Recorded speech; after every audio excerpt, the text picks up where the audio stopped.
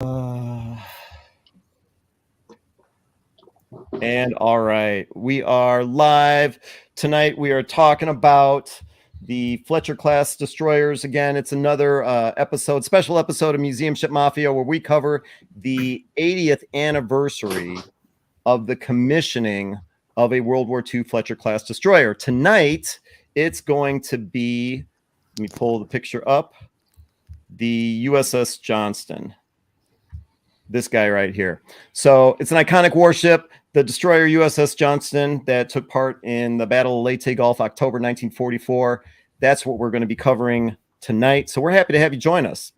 My name is Ken Stano with the YouTube channel History X, and some other people that you see along the bottom of the screen include Shane Stevenson from the Buffalo Naval Park. He's the third from the left. Between the two of us, John Epp, curator, USS Slater out of Albany, New York. YouTube channel. If you want to check out their stuff, simply search for the USS Slater. Next, we got Connor Kilgore out of Thunder Bay, Ontario.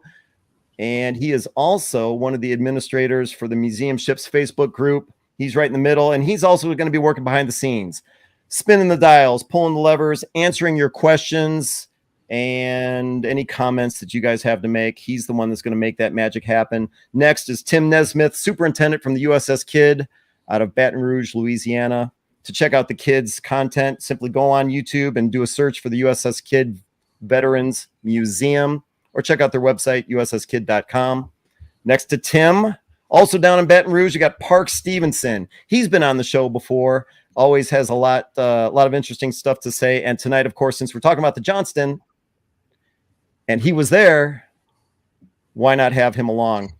And then last but not least, some guy by the name of Victor Vescovo, who I might as well just dive into it right away. Since he was nice enough to join us tonight, Victor, I'm going to everyone has to indulge me here, because I need to tell you about this guy.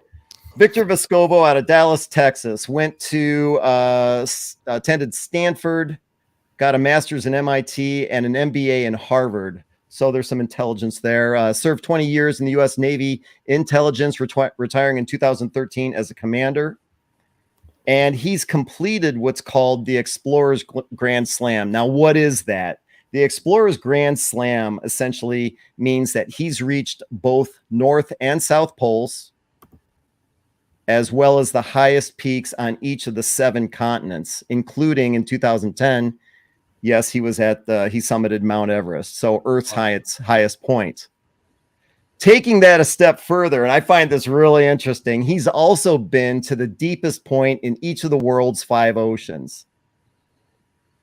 2019, Challenger Deep in the Mariana Trench took him almost 7 miles under the water. And then in 19, also Guinness Book of World Records listed him as the one person who has covered the greatest vertical distance on our planet without leaving the surface, meaning that he's gone 65,000 feet from the bottom of the deepest point in the oceans to the highest point, Mount Everest. That's a little over 12 miles or 20 kilometers. But of course, it didn't end there. So that's him on top of Mount Everest. He's been diving all over the place, like I just mentioned. But like I said, it didn't end there, because in 2022, this guy actually flew to space aboard the New Shepard rocket in the Blue Origin capsule. So with that being said, and he went to Baton Rouge. Oh, he's what? And he went to Baton Rouge. Oh, that's good. That completes the whole thing. There you go. So, Victor, thanks for joining us tonight. Welcome to our broadcast. No, thank you very much, and thanks for the kind intro. I didn't expect that. Well, there's an asterisk with each of those things, though, I got to say. I mean, no 10Ks, no half marathons? No, I've done some marathons and 10Ks and all that. This guy. All right. So happy to have you here. Thanks for joining us. But then let's get on to some of his other stuff. Maritime shipwrecks. Along with Park Stevenson, Victor escorted Parks down to the Titanic. I think it was 5 times. Is that correct? Our team dove Titanic 5 times. I dove it 3 times, and Parks was with me on one of the dives. Gotcha.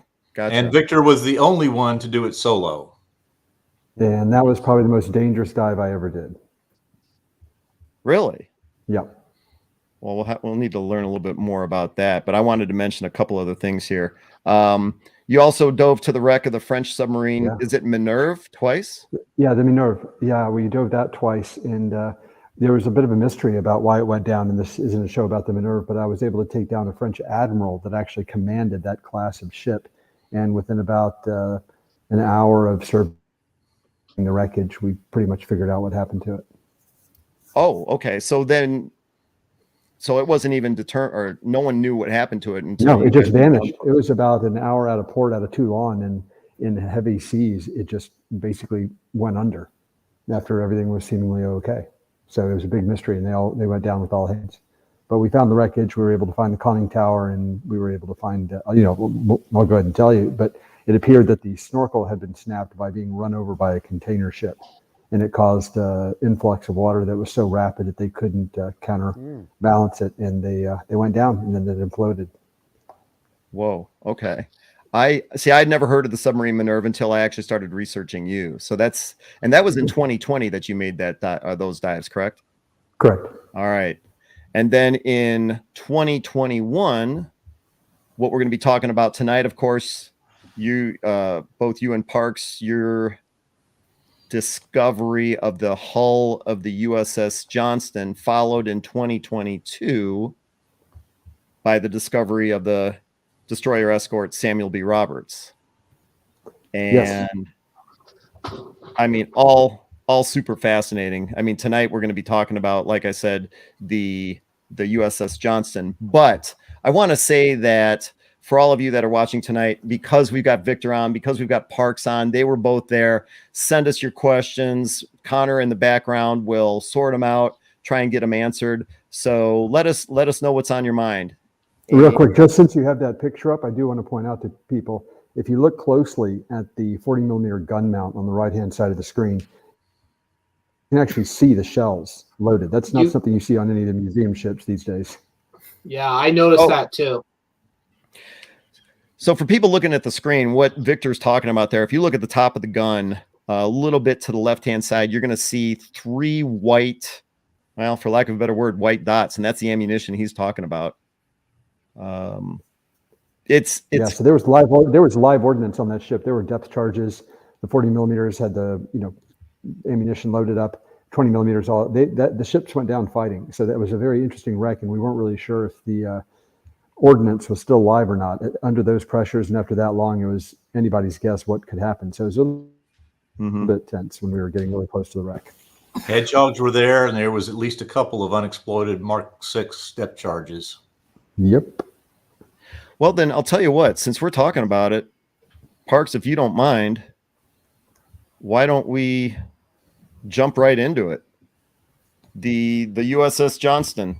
And you know what? I mean, I'll let you take over. I got a series of pictures, of the Johnston here being launched. Yeah. 27 October 1943. USS Johnston was launched out of the Seattle Tacoma shipyard. I'm sorry, she was launched before then. She was commissioned on 27 October, and that is when Commander Evans brought together a crew that brought Johnston alive. I know there's some people that consider birthdays to be the launch dates. In the Navy, we usually consider the commissioning date to be kind of the birthday for the ship, because that is truly the day when the ship comes alive. There's Commander Evans there. He was he's a guy who grew up in rural Oklahoma, and part of the oh gosh, this is where my words are failing me. Anyway, he enlisted in the Navy. Got a commission to the United States Naval Academy, and then was in a destroyer when in the South China Sea when the Japanese attacked Pearl Harbor. His ship, the Alwyn, was involved in some joint expeditions against the Japanese early on, tasked to protect the British ships Repulse and Renown from the Japanese, that they were unsuccessful in that, and Alwyn had to basically flee from the Japanese onslaught. It was there that Evans really firmed up his mantra that if he was ever given command of a fighting ship, he would never run from the enemy. And on the commissioning date here, he told the crew that now that he had a fighting ship, there was no, he would never turn and run from the enemy. He said he was going in harm's way, and if anybody didn't want to follow him there, they were free to get off then. No one did. And just short of a year later, it would become clear that he meant what he said on that commissioning date. Now, go ahead. I got a quick question here. So, I mean, Victor, was it always your intention to go after the Johnston, or was this kind of like a fun to do? You know, we're in the area, we're going to look for it. How does that work? How did you guys, plan this? Well, one of the nice things about developing and diving this submersible that could go to any depth repeatedly was that it opened up the whole ocean to us. So there were many different things that we were doing scientifically in terms of marine biology, marine geology, but also marine archaeology. So to answer your question, we were trying to go to the bottom of all 4 of the world's 10,000 meter trenches, the Challenger Deep being, or the Mariana Trench being one of them. But another one that had never been visited was the Philippine Trench, just to the east of the Philippines. And there's a little over 10,000 meters. So there was a scientific interest. So we had an expedition going there. But then I realized, of course, given I love studying military history, that that was the scene of the battle. And I had heard that there had been an expedition by Robert Kraft to find a Johnston, and their underwater drones could not go beyond 6,000 meters. But they had found some wreckage that they suspected was the Johnston. So that was a nice confluence of events where we were in the neighborhood, so to speak, doing a scientific mission. We knew generally that there was some wreckage down there, but the main hull had not been found. And yet we had a submersible that was capable of unlimited depth. So we had the right tool and we had the right opportunity to maybe find the Johnston. So I added on to the back of the scientific expedition. So yeah, so these images here are from that expedition. They found, like you said, they found bits and pieces, but they never actually found the hull. And if I understand, or if I remember correctly, I think there was a problem with their ROV and they couldn't go any deeper. But it's not really a problem. It was designed that way. It was only designed to go to 6,000 meters, and they went down just a little bit below that, and they saw a kind of trench dug in this slope where they found the wreckage. So there was a pretty good suspicion that there was a larger piece of wreckage down below, but the ROV by design couldn't go down any deeper, or they would risk having that very expensive piece of equipment implode. But I imagine they didn't share much in the way of information with you. So you unless I'm wrong, you guys probably, Parks, you had to do some detective work to figure out where to look, right? Yeah, we had, excuse me, myself with Anthony Tully and Rob Lundgren had reworked the battle tracks of the battle using American and Japanese resources, cross-checking between the two to try and identify where the ships were in relationships to each other. The problem with that is then we had a map of spatial relationships between the different ships, but we didn't know where that map was anchored.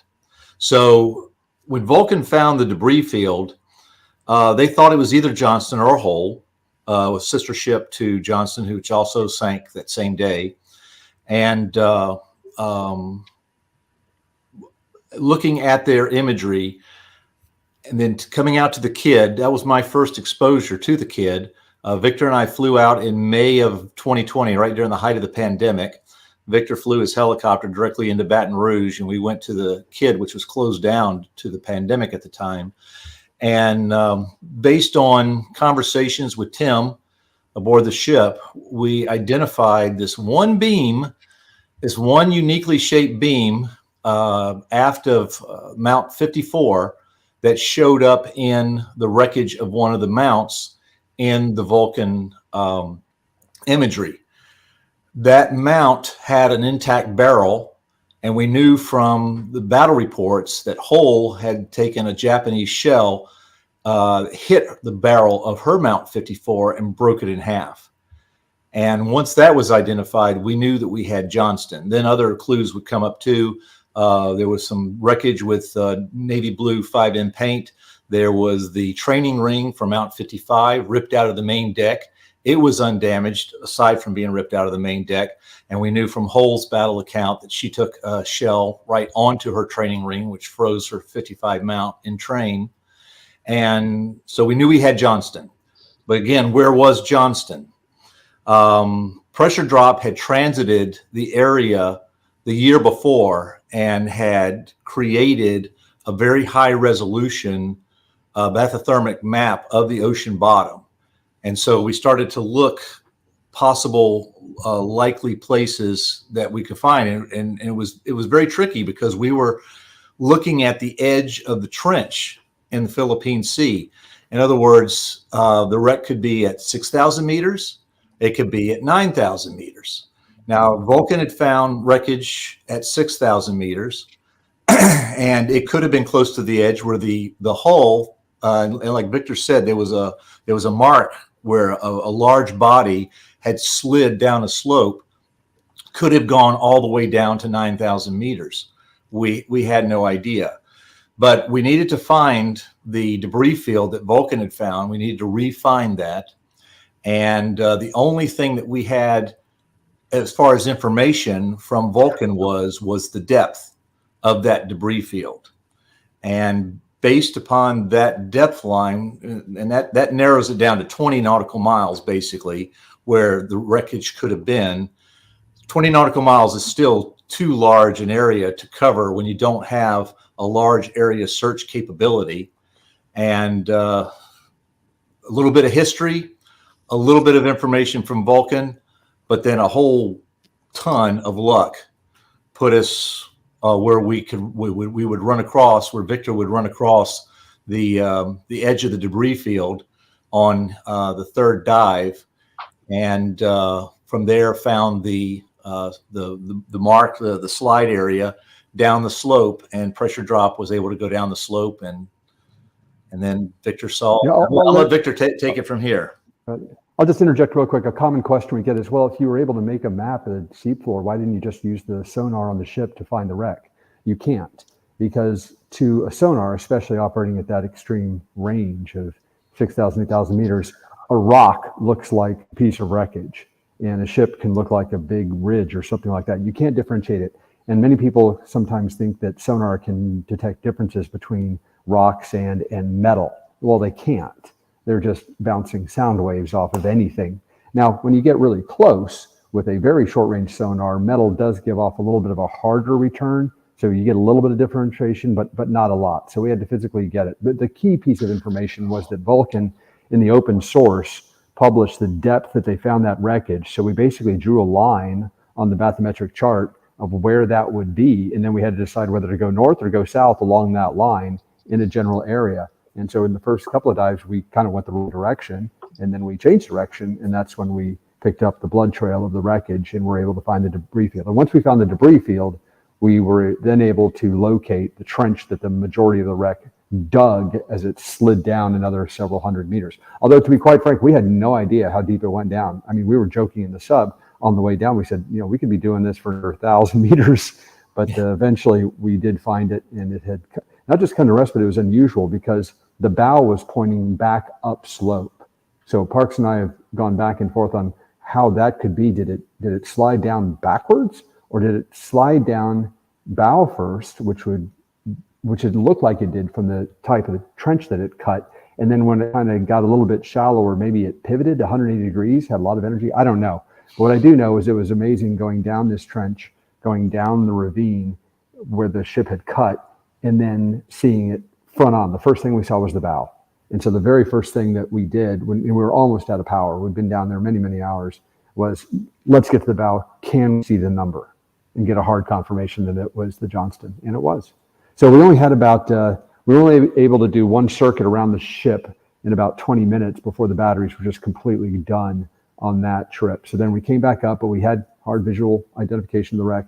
And then we recharged the submersible, and we went down a second time to survey it. And I did that with Parks. But since we generally knew where it was, we had a lot more time on that trip. So we made 2 dives to the Johnson, the discovery dive, which was very brief, and then a survey dive with Parks. And to show how difficult it is to find a wreck in the deep ocean, even though they found the Johnston the day before, it still took us an hour to re-find it the next day. Yeah, the ocean is really, really, really big. It's very difficult to find anything on the seafloor. And the best analogy I can make is go into a national park with a flashlight and then try and find something. And that's all you got. That's pretty similar because the maximum range of the sonar on the submersible is about 120 meters. That's it. And so, it's a little bit of blind man's bluff, and a lot of luck was involved, but we were very fortunate. And Johnston was shielded by the topography down there. One of the reasons why Vulcan never picked up the main body, either optically or on her sonar. Looking at the sonar map that the Vulcan would share later, Johnston lay in a black area, and that was basically an area of shadow to her sonar. They never picked it up on sonar. Yeah. When you pick it up one day and then you try and go down the next day and you can't find it and you're spending an hour looking for it, doesn't that create a certain level of frustration? Or you think? Well, I guess I'm trying to put it nicely. Here, let me put it this way. If me and Shane were in his car and we were trying to find a restaurant, I would immediately get frustrated at Shane if we couldn't find it. Well, no, you just have to be systematic. I mean, at that point, we knew exactly what depth the main wreck was. So we just had to get back to that elevation and then, work the line. But the issue that you have, especially when you're diving down to, that level of depth, 6,000 plus meters, you drift. And at that point in time, we weren't able to really identify where the sub was when it was on its way down. So it's like parachuting out of an airplane and you're at 20,000 feet. The wind's going to carry you. So where you land on the bottom isn't necessarily where you started. And so then you've got to kind of backtrack and then try and figure out which way is north. As Parks heard me say any number of times on any number of my dives, things can get very confusing down there when you're at the ultra deep levels. This is not like going on scuba where you've got light, where you kind of know where you are. There's not a lot of drift. It took us 2+ hours to descend to that depth. That's a lot of time, and some of those currents are strong. What do you talk about? Or let me ask you this. What's it like being in a submersible with Parks? You become a very good listener. Got it. So you guys are... Imagine being trapped in a small room with me for 8 hours. Yeah. And it's... I don't have to imagine. Are there 2 or 3 people on board? There are 2 people, pilot and a specialist. So just 2 people. Right. It's like sitting in the cockpit of a business jet. It's okay. Compact, but it's not uncomfortable. You can't stand up, but you can crouch, and it's reasonably comfortable. It just gets cold. People don't realize that you're in a titanium ball and it's freezing in the deep ocean. So it chills it down. And then people say, well, why don't you just put heaters in there? Well, the issue there is that they have to be electric. You're not going to have an open flame. And they're very inefficient. And so that would rob a lot of power from the batteries that you want to use to actually power the thrusters to cover more ground. So you just bundle up, but it does get a little bit cool in there. And your toes get frozen. Parks, if I remember the last time, or one of the times we had you on, do I remember correctly? It's about a 7 or an 8 hour trip. Well, total mission time can be about 8 hours. Okay. Well, that's to the Johnston, to the absolute bottom of the ocean, the Challenger Deep. That's about a 12 or 13 hour mission because it takes 4.5 hours to get down, a couple hours on the bottom, and then 4 hours back up. Yeah, it's a long day. Yeah, and then how long to recharge the batteries so you can do it again? Overnight. Oh yeah. Yep. Okay. Plus other inspections too. When you when you take a vehicle that down the depth, you always want to check it over when it comes back. Mm-hmm. Before we move on, because I want to have Parks kind of talk us through some of these pictures, and Victor, you too. But before we move on, John from the USS Slater, Shane from the Buffalo Naval Park, Connor, did you guys have any questions for these two? Did you find any life down there? Any fish, anything like that? Well, there's microscopic life, but what was interesting when you go to Titanic, is about 4,000 meters. There's a lot of life on the ship, a lot of incrustations, because there's still some oxygen at that level. When you get down below past 5,500 meters and definitely below 6,000 meters, most of the oxygen is gone. And so that's when you look at these wrecks, they look almost pristine like they were when they went down. And it's because there's really no rust because there's no oxygen, and there's no animals because there's no oxygen. And so they're very well preserved. Yeah, there's Titanic encrusted with so-called rusticles that are eating the iron that the ship was made out of. But you don't see that on the Johnston or the Samuel B. Roberts because there's no oxygen. Yeah, the only real corrosion you would see, and I call it corrosion, it may not really be corrosion, was where the ship was damaged or burned during battle before she sank. You see her hull number there is on a strake that was undamaged, and it looks as freshly painted as it was in 1944. Yep. But if we go to a picture like this, let me see if I can find this. Andy B. Roberts looks so well. Okay, so here there was damage there.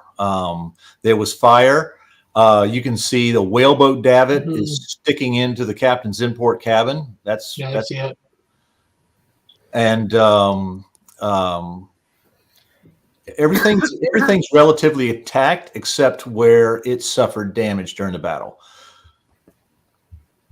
I mean, you're going to get some organics, but if you compare this to the Titanic, it's night and day. Yeah. And when you went to the Titanic, that had been, what was it, like 14 or 15 years before after anyone had been down there for a period of time? So you guys were down there to kind of survey what the extent of the or what the condition of the wreck was, correct? Right. It was the first manned mission in 15 years. There had been an earlier one that had used robots, but we were the first people to actually be on site down at the wreck in 15 years. And yeah, that was the objective. And we did it with National Geographic and with NOAA, and they wanted to know what the condition of the wreck was. And we did some scientific collection as well. Yeah, I had been on the previous manned mission, and so it was 14 years between the two. And then in 2010 was an extensive mapping expedition just using ROVs. So nobody had seen that wreck in 9 years.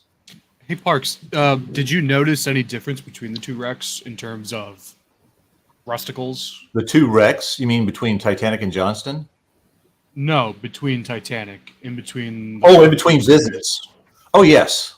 Yes. It's a continual degradation on that wreck. Okay. And actually, we talk about corrosion and we talk about the rusticles. I actually think that a lot of the damage on Titanic is more due to erosion. She's at a confluence of the Gulf Stream and the Labrador Current, and the currents can be very strong at times. And I've seen if you look at the pattern of damage to the Titanic wreck, the port side, which is primarily facing against the force of the current, is a lot more damaged than the starboard side. Starboard side is a little bit more sheltered. The steel in the deck houses have been over time worn down to where they're paper thin. And I remember lifting off the wreck in 2005 and going past a portion of the grand staircase overhead that had been, 3/8 inch steel, I believe. I forget.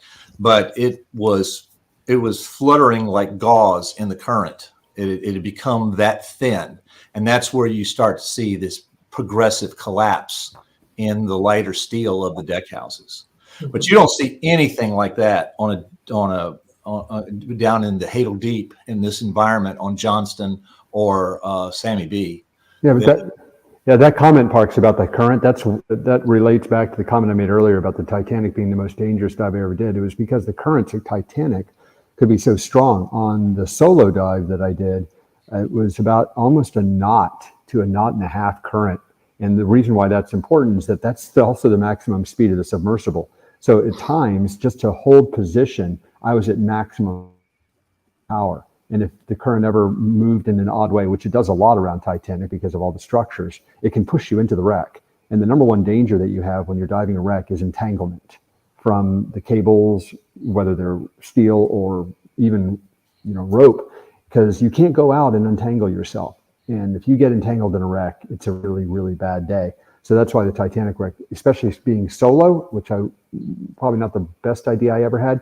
You have to have your eyes inside the submarine, looking at the sonar and looking at your instruments to make sure everything's okay. But you also really need to be looking outside, and so you're constantly switching your gaze between inside and outside, and you might miss something. So that was a pretty nerve-wracking dive. The Johnston and the Samuel B. Roberts, the currents were much more sedate, and so it wasn't as dangerous.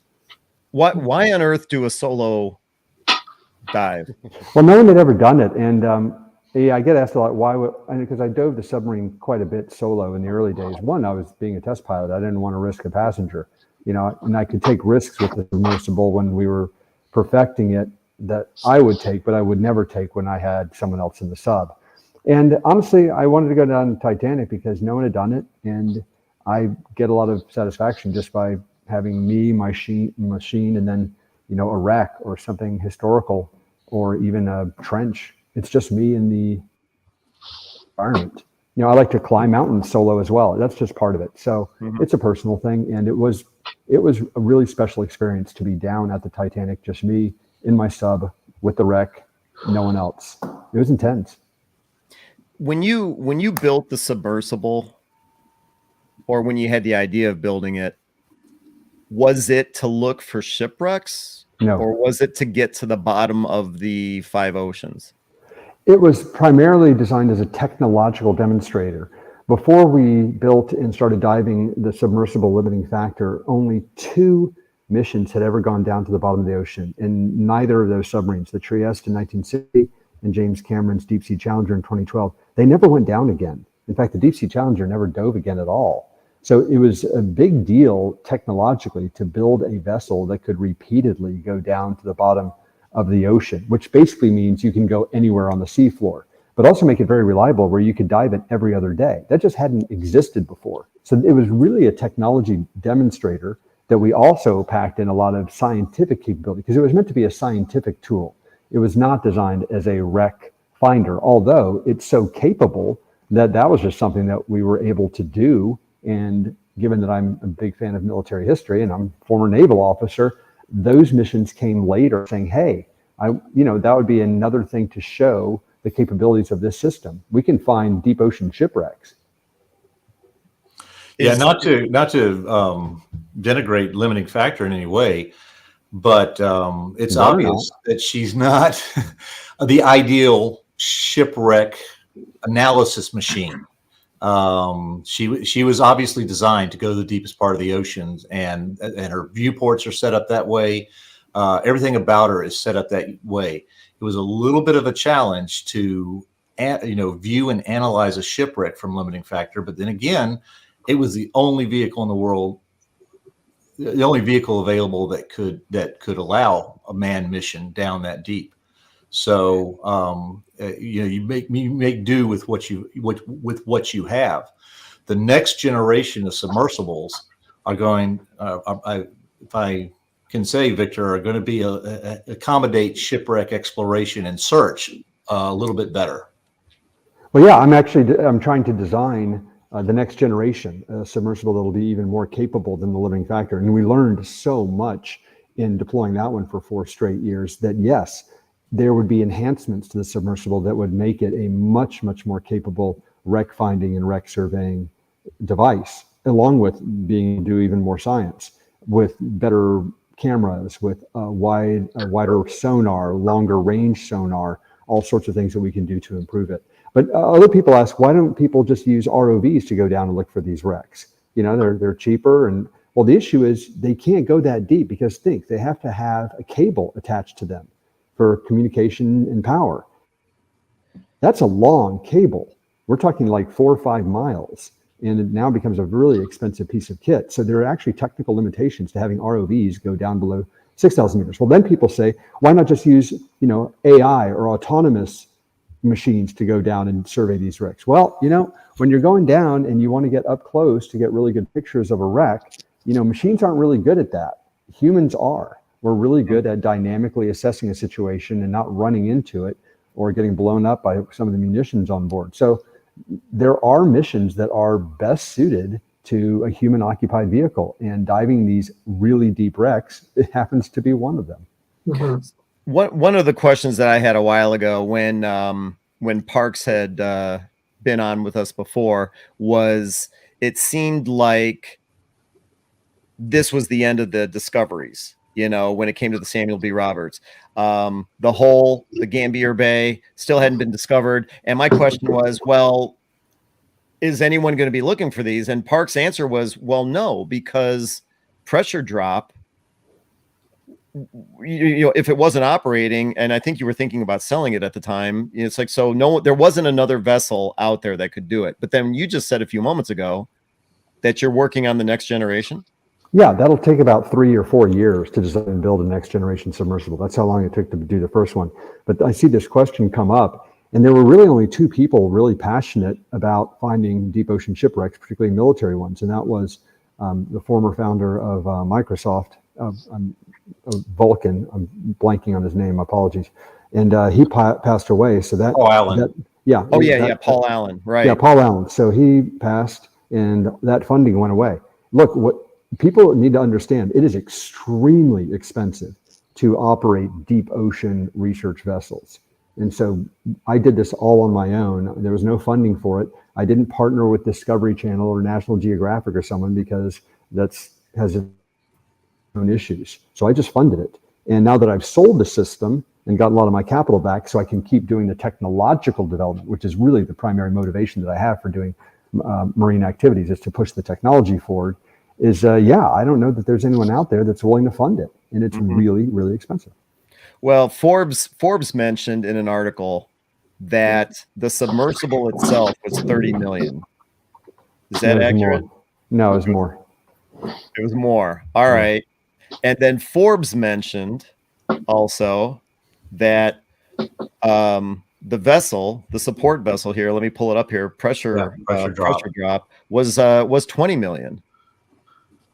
Yeah, that's about right. But the real kicker is the operating cost. Yeah. Ships are operated 24/7, 365. And that meter, it's like being in the world's most expensive taxi, and that meter never stops. So that's really the killer. And we were running it hard for 4 years, doing all these scientific missions all around the world, and then doing spec dives as well. So yeah, it can get pretty expensive pretty darn fast.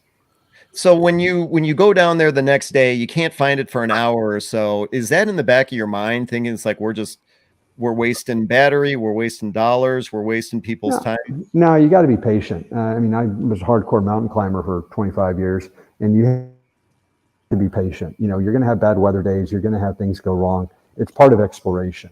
And if you're not a patient person, you should not be involved in exploration. You're going to have dry holes. You're not going to have permits agreed to. You're not going to have something work on a good day. You know, we actually went to Titanic twice. The first time Parks and I went out to Titanic, we didn't even dive because a hurricane came up and prevented us from ever deploying the submarine. So we had to come back 2 years later. So you just have to take it in stride. And I always get asked about, especially about Titanic, what are you thinking about when you're down there? Isn't it just amazing to be there? And you're asking, well, what do you think when you're not finding it? Are you worried and stuff like this? When you're in a dive like that, you are totally focused on the mission. I'm the data acquisition guy. I've got my eyes out the whole time. There's no time. Emotion doesn't come into play during that time. When we were down there for an hour looking for Johnston, we were looking for Johnston. We had no thought about, oh my gosh, where are we going to find it? The only thought was, what route do we take next to find it? You're just thinking about getting to the wreck. You're not worried about all that stuff. All that stuff comes later. But the whole time that you're down there, you are focused on why you're down there. Otherwise, it's a waste of time. Well, then let's go through these photos. These are images that you provided to me a long time ago. Almost, could it have been? Well, 9 months ago. Oh, it was, yeah. Anyway, it's funny that they show the bow of Johnston on the right there. I was showing the ship to a guy today, and I walked up on the bow with him, and I was telling him about the ship. And walking up on the bow, I said, well, this is just your typical bow, but I swear every time I walk up on the bow of Kidd, I always think of I'm hovering just up there looking down on this. That's what Bow of Johnston always means to, or Bow of Kidd means to me, is this picture that I took down the bottom. That's from the viewport, and the limiting factor looks straight down onto the bow of Johnston, and they're identical. So it's a little surreal. Every day that I walk the decks of the Kidd, I'm also walking the decks of Johnston as well.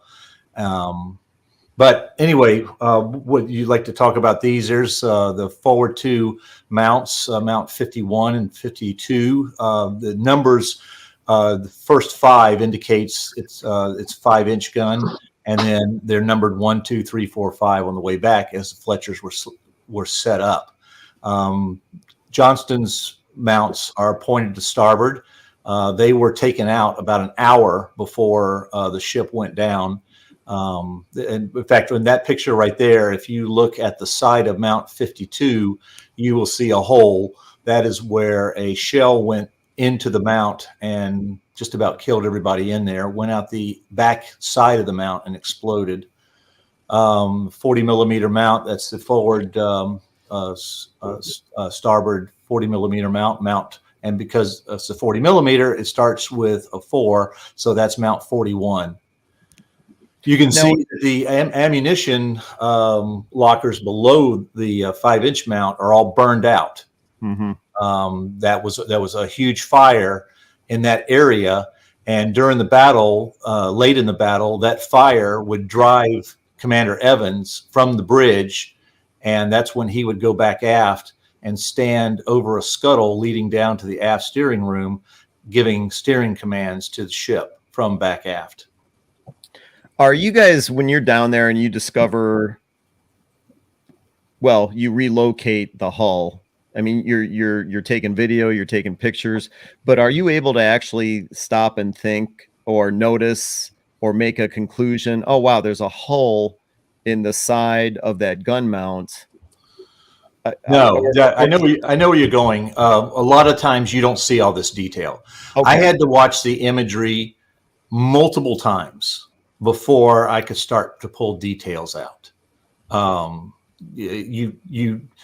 You try to get as much as you can when you're down there, but you can't see everything all at once. Well, you see the big stuff. Like one of the first things I was curious were the torpedo tubes on the Johnston, and they were all empty. So when people said they shot all their torpedoes, yes, they did, because they were indeed empty. Or when you were looking at the wreck of the Samuel B. Roberts, yeah, it got hit by a huge shell that shattered the back, because we saw the back part of the ship broken in half.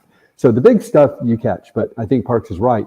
You know, you go over this imagery that the sub takes over and over and again, and you start noticing little details. And that's why it was frustrating being the pilot of the submersible, because you wanted to get really, really close to get detail, but the closer you got, the more danger you were putting yourself in, because there was the risk of a sudden current kind of pushing you into the wreck. You do not want to touch the wreck. And there was, as I mentioned earlier, live ordnance. So, these things are unpredictable, and no one had ever been there before. So you don't know what surprises they hold. Well, and when you look at this picture here, you're pretty damn close to the wreck. I really wanted to get a good picture of the number and just see what kind of erosion it had. And you can just see after 80 years underwater at 6,000 meters, it's bright as maybe when it went down. So yeah, there were a couple of times where I said, screw it, I'm going to try and get in really, really close. That'll buff out. Yeah, we got some areas on the Kidd that are in worse condition than that, but we're going to dry dock soon, so we'll get it fixed. This is the starboard midships 40 millimeter mount. This is a mount 44, and it's we can see where the gun's pointed aft, and just below where the guns are pointing aft, you can see what was the 40 millimeter ammunition locker. A shell went in there and just blew it out. This evidently happened late in the battle when Johnston was surrounded by Japanese destroyers who were just taking pot shots at her, because we don't have any evidence that there was a huge explosion here at that, when people were giving eyewitness descriptions.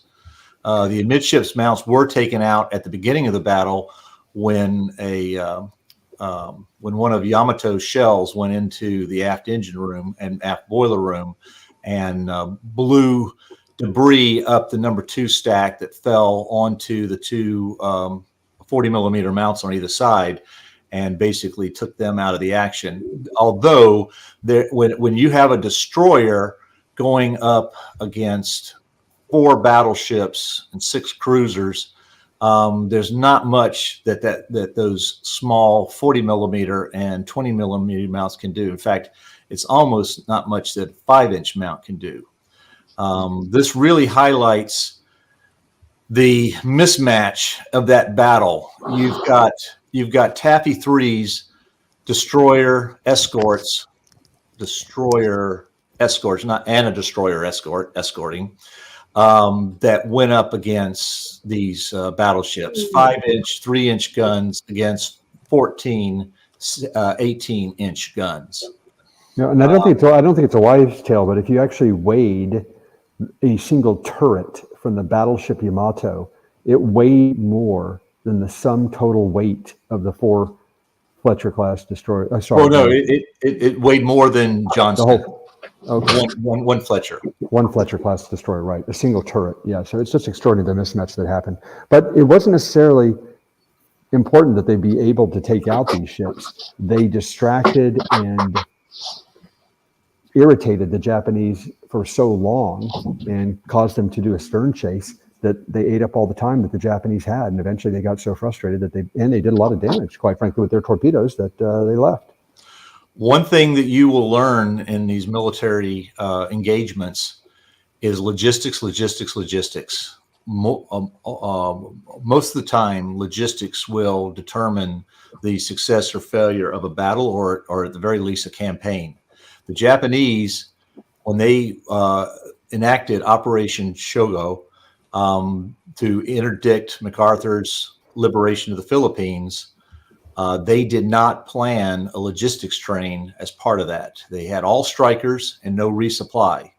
So when Admiral Kurota came through the San Bernardino Strait on the morning of October 25th, 1944, he was expecting to have a clear run down to Leyte Gulf beachhead, where he would shell the beachhead with the big guns that he brought with him. He did not expect to see a task force in front of him. And at first he thought it was Halsey's 3rd Fleet carriers, because the Japanese didn't know that we had these little Jeep carriers, these baby carriers, the CVEs, which caused Kurota to panic and order basically an all-out attack. The Japanese attack was not coordinated in the least. It's just like, everybody go for it. The cruisers went in first because they were the fastest. The destroyers ranged out to the west to try and flank the carriers. And then the battleships kind of lumbered on in with Yamato and Nagato hanging back as basically their command center. Johnston, Commander Evans aboard the Johnston, would size this up.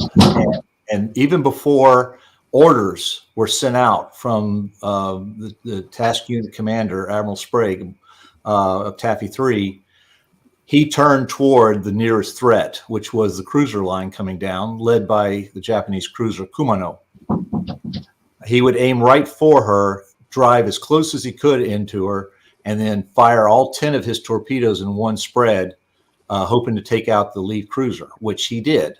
Blew the bow off Kumano. Kumano came to a dead stop, and her sister ship Suzuya stopped alongside to assist.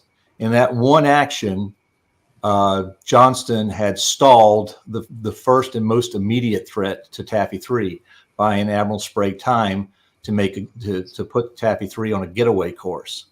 And that's what Evans would do for the rest of the battle. He would be where the Japanese were trying to get to and act as a spoiler, taking hits along the way until he could take no more. And eventually Johnston sank. But what he did was he chewed up time. He chewed up the Japanese fuel and ammunition. And at a certain point, Kurota had to say, I have no resupply. I've expended this much ordnance, this much fuel. I can't really complete the mission as we planned. And he did a recall, and the Japanese turned and retreated.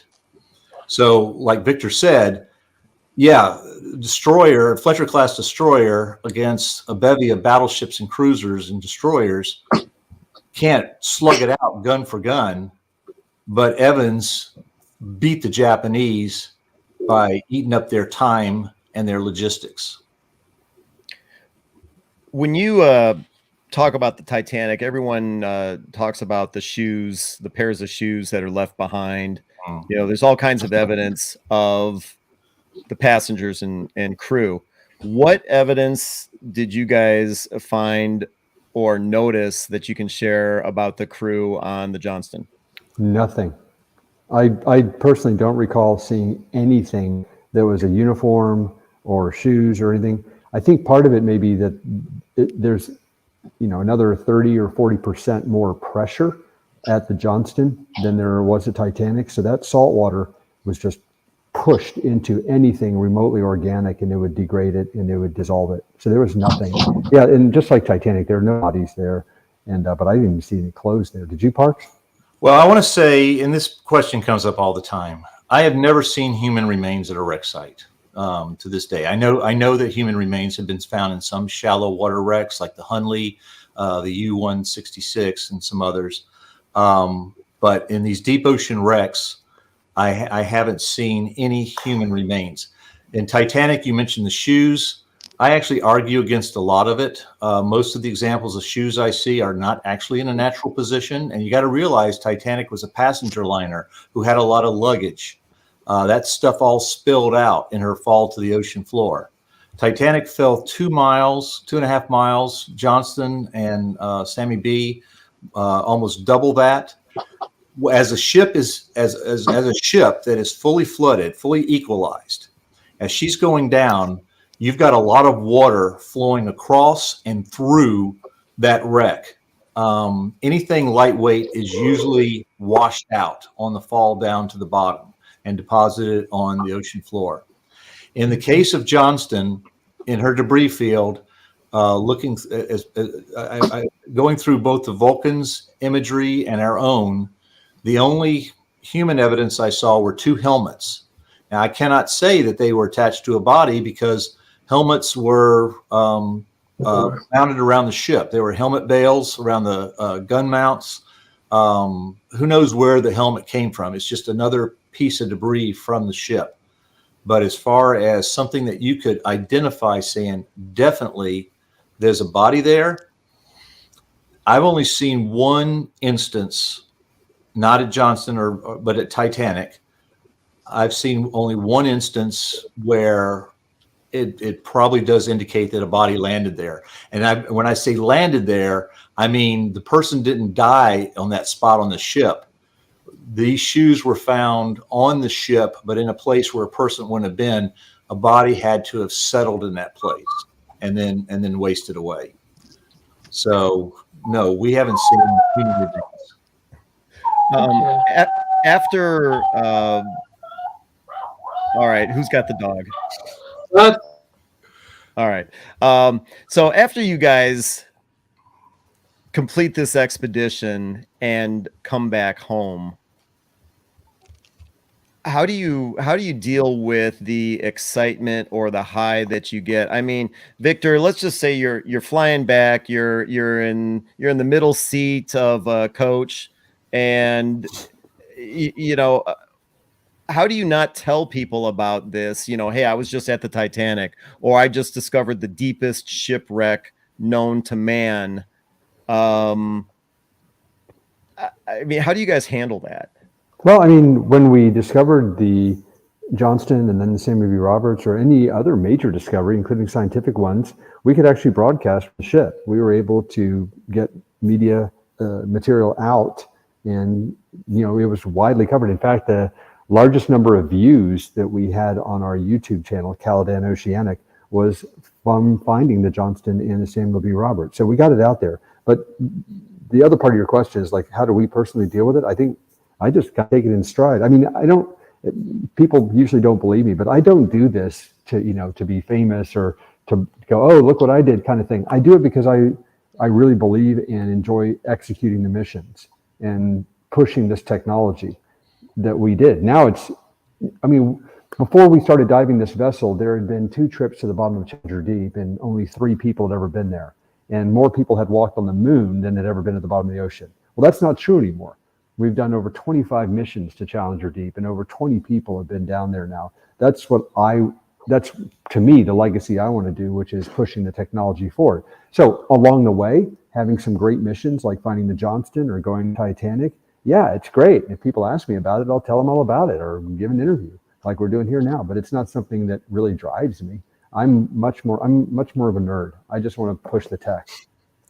Yeah, that's the best thing about diving with Victor. He geeks out with me. We have some good geek out sessions.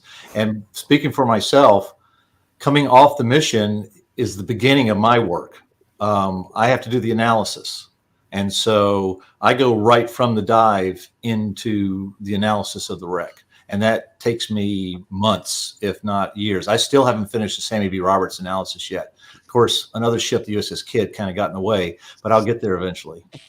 Yeah, I had the best job. I just get to pilot the sub and go on these awesome missions. But then, when you're writing the checks, I guess you can pick what role you do. When, Victor, you've been with us since we kicked off this broadcast. So I want to be sensitive to your time, but I wonder if you'd be able to let people know where you were today. Yeah, that's a great point. Actually, this morning, I was at Arlington National Cemetery. The family of the last survivor of the USS Johnston, Carlos Cerna, passed away several months ago. And this morning in Washington, D.C., he was interned with full military honors. There was a rifle squad. He had a 3-gun salute. There was a Navy chaplain. There was a Navy bugler that played taps. His extended family was there, not just his children, but his grandchildren and his great-grandchildren. And this was a man that was blown off the deck of the Johnston in the final part of the battle, went into the water, was in the water for 52 hours, and saw many of his shipmates be killed or dragged underwater by sharks or barracuda, and he survived. And to see his whole extended family there paying tribute to them, and the people were crying, and they obviously cared deeply for this man who lived to be 101 years old, but he was the last man. And the family invited me there because they told me that it was appropriate for me to be there as a naval officer and as the person who discovered the ship that he served on that was such a big part of his life.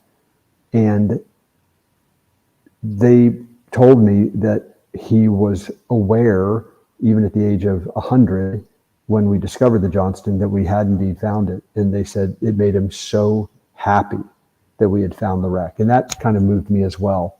And so for this morning, I was part of that extended family. And I think it just helped things come full circle, where this 23-year-old individual who's a radio man, who was in his bunk when the battle started, but obviously then went to his battle station and fought as a radio operator, then we found the wreck, almost 80 years later. And I was a part of that. And we were all Navy family. And it was a very moving experience. Was he the only survivor that was around when you actually made the discovery? Yes. He was the only one. Mm-hmm. Oh. And I did actually speak with him on the phone, but he had a hard time hearing me. He had a hard time understanding what I was saying. But I was told by his family that they showed him the pictures of the ship from the mission that Parks and I went on. And they said that he was extremely happy that we had found the wreck. And the family was happy as well. They said it gave them such great closure and respect for what, their father, grandfather, great-grandfather did in the battle, because you could just see the damage and the horror that the ship went through. And that, I think, touched a lot of people, because that was the best thing about finding the Johnston and the Sammy B, was it gave us this incredible opportunity to retell the story of that battle and what these incredibly brave young men, many in their 18, 19 years old, did in this battle. And so many younger people have no idea at all about what these people did in World War II. And then they get interested, and we get to tell the story. And I'll add to that immediately after we found the wreck in March of 2021, took the imagery and sent it to Jim Hornfisher, who had written the book, the seminal book, Last Stand of the Tin Can Sailors, which is, must read for every destroyer enthusiast. And Jim was in the terminal stages of brain cancer at that point, but he got to see the images of Johnston before he passed. And his son said how important that was to him. And even though he wasn't crew, he's part of this history. Yeah, if anyone isn't aware, there's an incredible book called The Last Stand of the Tin Can. It was like Park said, James Hornfisher, who passed away, I want to say 3 years ago. It was in 2021.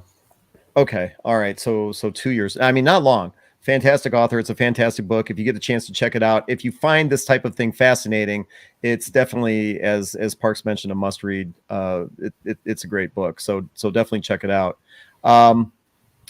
Victor, so before we let you go and talk behind your back, what By all means.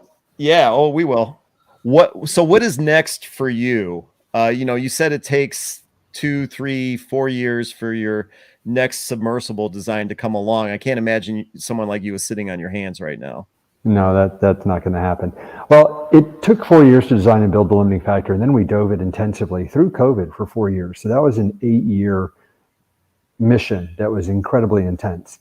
I do have a day job. I'm a private investor in industrial private equity. I also do venture capital. So I'm kind of focusing on that. I just started my own investment office in the last 6 months.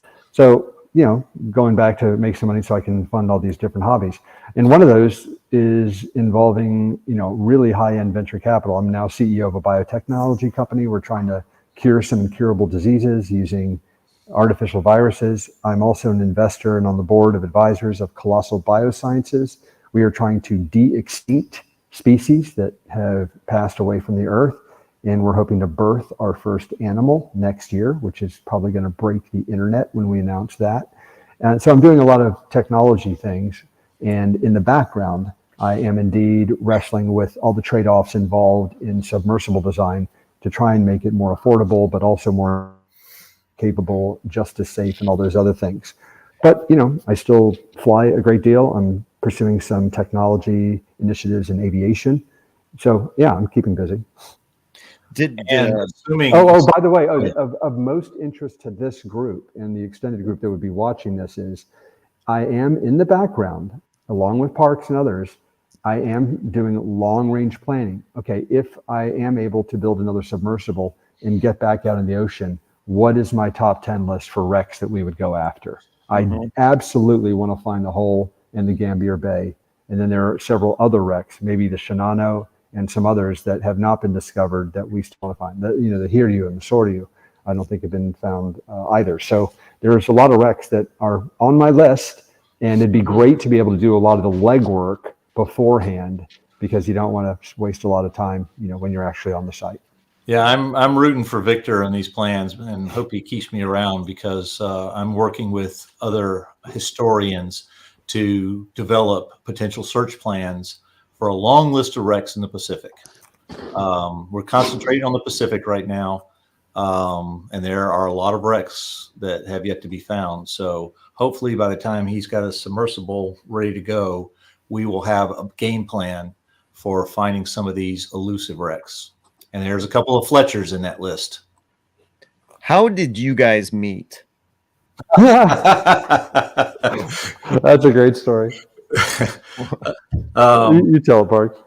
Well, overall, I in my Titanic dives, I knew a guy named Rob McCallum who organizes charters of various explorations, and I'd worked with him on Titanic.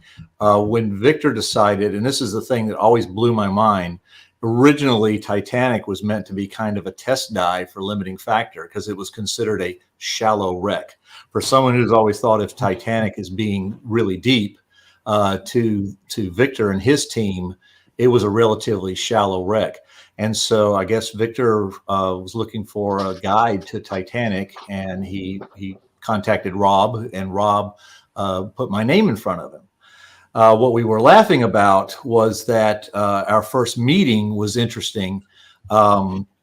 Victor, I lived in San Diego at the time, and Victor said, well, we'll get it together one time. I sometimes come out to LA, we'd go to dinner and get to know each other.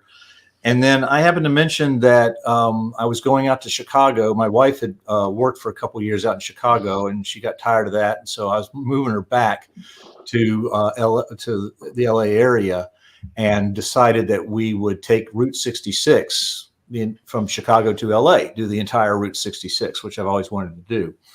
And Victor said, I'm in Dallas. If you up around the Oklahoma City area, you find me an airfield, and I'll meet you as you're passing through that area. And that's exactly what happened. In the middle of nowhere, just west of Oklahoma City, there was this little used airstrip, no control tower or anything, about 3 hangars there, one of which had a couple of World War II warbirds in. So it's obviously an enthusiast type of airfield. The day that Victor came out, there was nobody at the airfield. But we came out, met Victor, who flew his helicopter in, landed it in the field, and then we went to a Denny's in somewhere in the middle of rural Oklahoma and planned a Titanic expedition. And then I took him back to his helicopter. He flew away, and then we continued on Route 66. So How long ago was that? that was 2017. 2017, I believe. Yeah, Oh, wow. Okay. 2017 or 2018. Because we would go out the first time in October of 2018. Yeah. So, it was 2017 because that's the year I brought Tamara home. So yes, it was 2017. Mhm. Yep. Before we let Victor go, guys, John, Shane, Connor, what questions do you have for this guy? I do have one, if my mic's working all right. Your mic is fine. Go All ahead. right. I noticed that in all the photographs of Johnston, it's always photos of the bow or just behind the bridge, midship with the torpedo tubes. Is the stern gone from the wreck? Yeah, it's pretty much. That's where most of the debris is that Robert Kraft and his team found.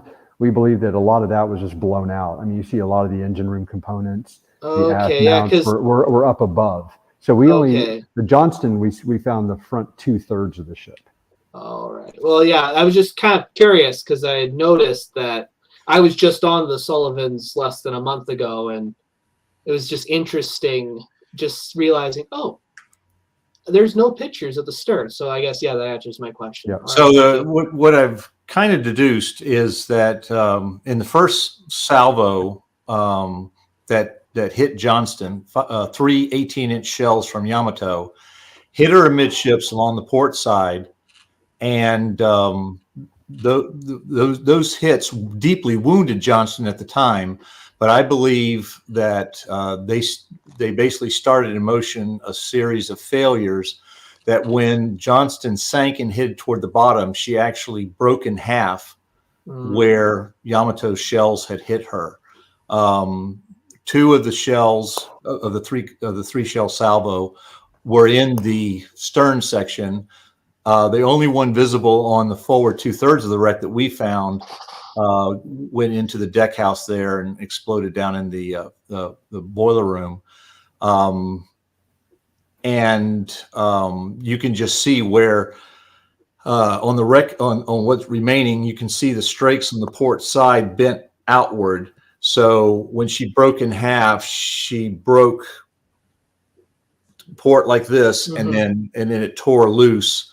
And at some point after that, I speculate, based on the damage of various debris found in the debris field, that possibly 2 of her depth charges went off. One back in the storage racks on the stern, which appears to have just literally shoved the emergency steering room out the bottom of the vessel. And then the other one was on the starboard side in one of the K-gun racks. So the reason why the stern is so, it's just in pieces. It's just little twisted, burned pieces, I think are because of deep inadvertent detonation of the depth charges. And this kind of goes along with what Victor was talking about earlier about how you got to be careful around these wrecks. We've seen depth charges unexploded. There's one famously imaged by Robert Ballard in the vicinity of the Yorktown wreck. And then when we got to Sammy B, there's at least 2 intact Mark 6 depth charges still in our K-gun racks. So they don't always explode, but then they do explode. So you never can predict. I don't think we can understand. I've read the manual. I've looked to see how the Mark 6 depth charge explodes. There are physical limitations preventing the trigger from setting off the detonation, but somehow something evidently did blow Johnston's stern to pieces.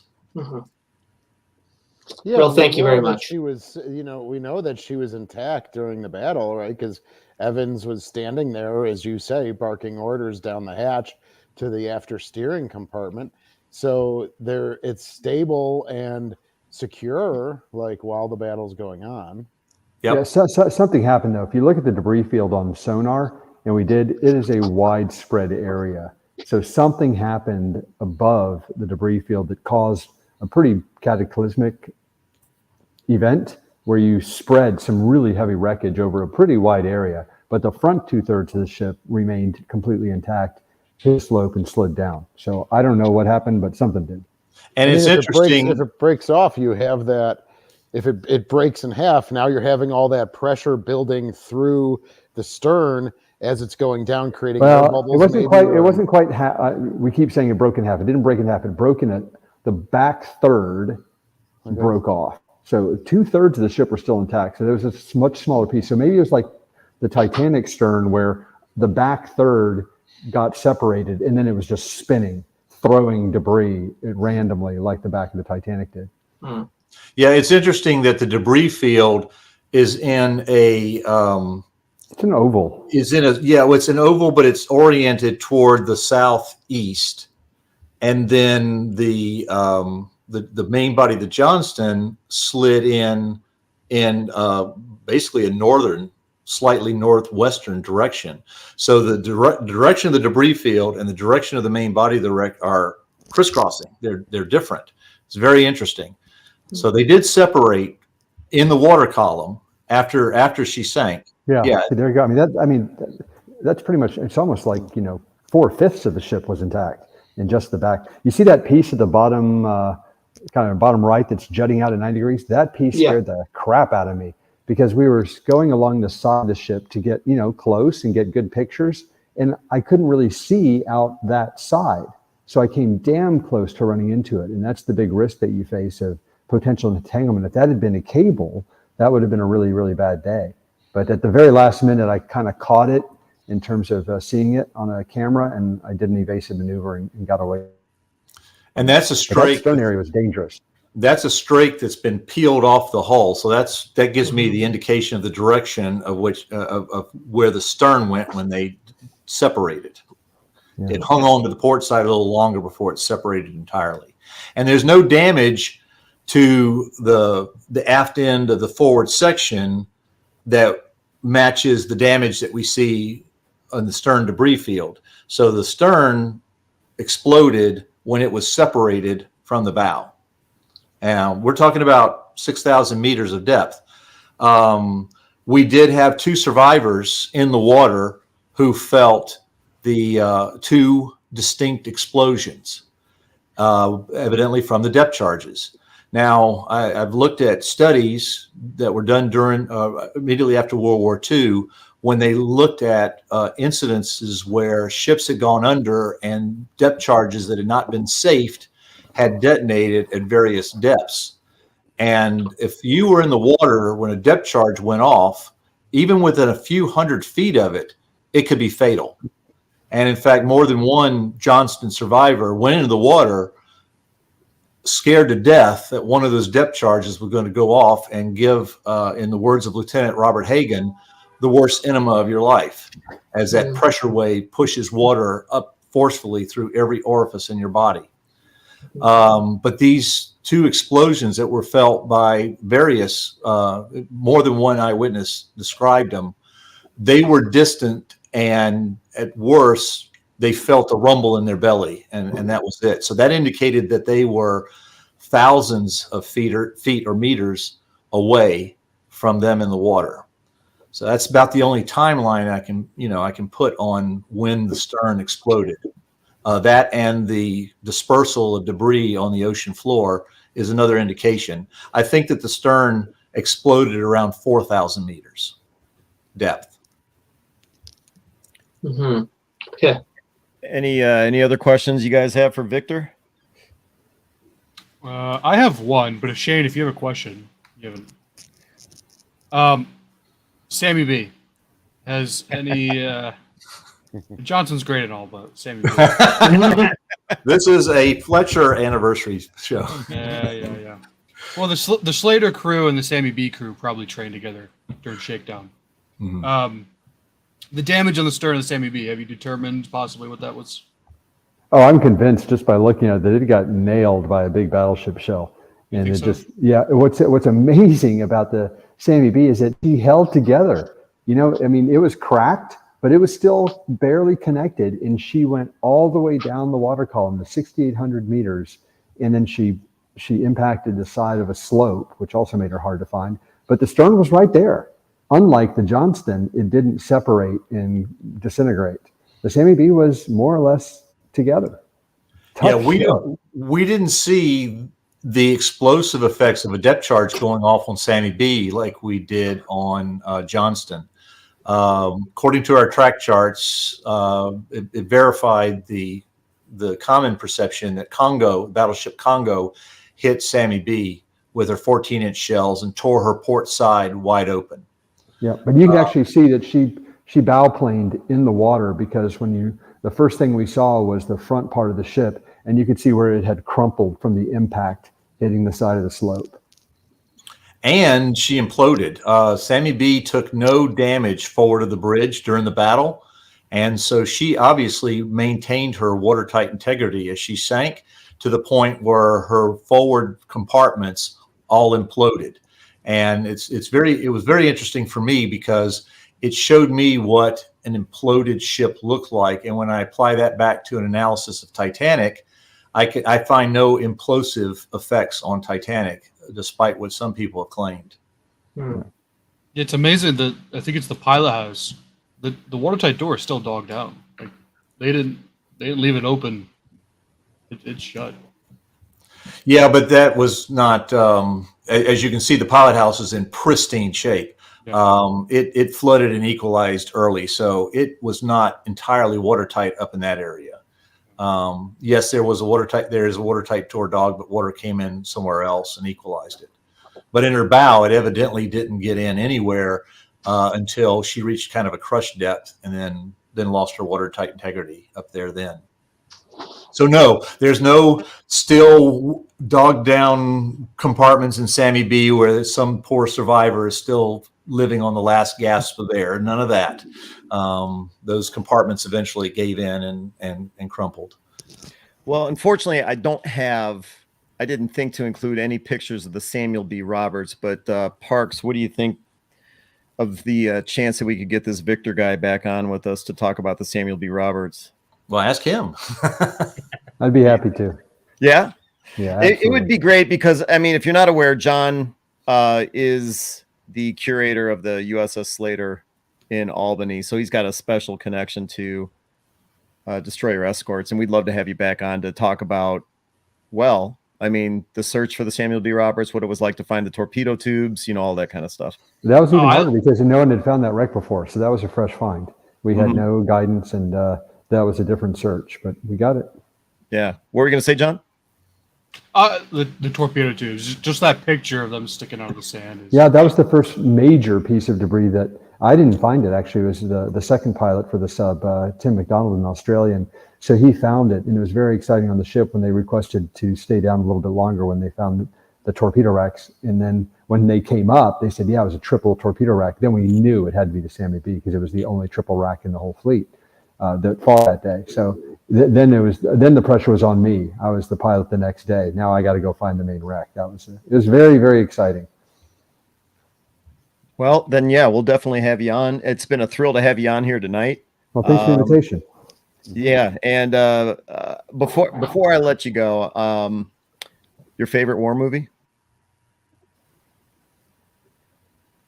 That's a real tough one. Probably Das Boot. Oh, okay. All right. Yeah, That's a good one. especially come on, submarine. Yeah. All right. Well, like I said, it's been a thrill having you on here. Victor Vescovo out of Dallas, Texas, discoverer of the USS Johnston. Thanks for joining us tonight. And like I said before, we're going to boot you off and talk behind your back. Sounds good to me. Thank you All so right. much. Thank you, Victor. gentlemen. Thank you. Take care. Thanks, Yeah, Vic. you have a good night, Victor. Okay, so there were 18 other Fletchers that were lost. Hold on a second. I can't believe I was just talking to Victor Vescovo. He's one of the most down to earth, famous people you will ever meet. It's just like I said, he's a fellow geek. He's like any of us, but he has money. It's a big difference. Marks, speaking about fellow geek, let the viewers know about the absolute geekiness of you and Victor down in the sub and your sci-fi connection. Oh yeah. To show what a geek that Victor is. I don't know how many of you have heard of the 501st Legion. Mhm. Is the official Star Wars costuming club. I've never heard of that. Oh yeah, Really? Look it up. Yeah. 501st Legion. Okay. Anyway, I was a part of the 501st. Yeah, I had my AT-AT driver outfit, my Imperial officer outfit, all that good stuff. Before the dive on Titanic in 2019, actually no, I take it back. It was during that desert meeting where Victor and I planned the Titanic expedition. Somehow I mentioned it. I don't know why. And Victor goes, "Oh yeah, I'm a Mandalorian." Yep. And whoa. And so in 2019, 2 501st Legion members dived to the wreck of Titanic. And the 501st Legion didn't care one bit. They Because you weren't in costume. Yeah, I took their challenge coin down, and, imaged it at the Titanic wreck, sent it to them. They couldn't care less. What? And so that's a little bit of a buzzkill when you're a geek. Yeah, no kidding. When your organization just ignores you like that. And I've let my 501st Legion membership lapse. But that's also because, as all of you guys know, a freaking museum ship consumes your life. Yep. Well, So- then if you would have found a Star Destroyer buried in the sand on Tatooine, it would have been a different story. That didn't happen. Jakku. Jakku. I have no idea what you guys are talking about. How do you know there's not a Star Destroyer somewhere on Tatooine? That's a big planet. Mhm. We only saw a small part of it in the movies. It would be a ricotta ship. Okay. Yeah. Anyway. Yeah, I probably would. He's right. Okay. So I cannot hold a candle in Star Wars geekdom to my colleague Tim Nesmith here. Oh yeah. So Okay. I'm a films guy. He's an expanded universe and everything involved with Star Wars kind of guy. So yeah. Well, speaking of Tim, did you want to try and tackle the destroyers that were lost? Because I'm already looking at the clock. It's 20 after 9 on the Eastern time. What do you guys think? Do you? Or do you want to schedule it for another time? Shane? I don't know what that means. Like, to cover the other 18 that were lost, like to go into detail about how they were lost. Yes. we could What? we Like, could cover. Yeah. I mean, we don't have to cover them in detail, but we could talk about them overall. Yeah, Yeah. that would be good. I mean, I don't have. I think Tim has those stats, right? Yeah. Yeah, I've got some of them. Okay. Yeah, let's do it real quick, and I'll try and keep up with you. Actually, you know what? Here's what I'll do. That's Halligan. Wow. What happened to her? Hang on. I don't have this all memorized in my head like Tim. No, does. that's all right. And I don't expect you to have it all memorized, but Yeah. the reason I say this, and I know we're already running way past time, but the photos that you sent me are amazing, and I want to make sure that they get shared. Sure. Well, here, let me So back this up. is Oh, yeah. Halligan, Yeah, go ahead. and Halligan was on night patrol duty, and at some point, she was engulfed in this huge explosion, sent debris over 200 feet in the air, and clouded her from view. And witnesses on nearby vessels, when they saw her emerge, she was still underway, but she was missing everything forward of her number one smokestack. The bridge was gone. Likely she struck a mine. She started settling forward. They evacuated her in about an hour. And when all the rescue ships left with the crew, and I think there's a photo showing them a little bit later, they were thinking she was gone. But the following morning, she was spotted washed up on shore on a reef about 50 feet away from shore. And she drifted 12 miles from the site of the explosion. She'd been beaten up by the waves, the surf, and hit at least twice by a Japanese shore battery. An inspection team evaluated her. Only about 15% of the equipment was salvageable. And there she remained until after the war. And then she was donated to the government of the Ryukyu Islands for scrap. Is this picture also the Halligan here? That's the Halligan, yes. Okay, all right. I want to make sure, because the photos that you sent me, like I said, they're amazing, but they weren't in any particular order. So I want to make sure we're talking about the right.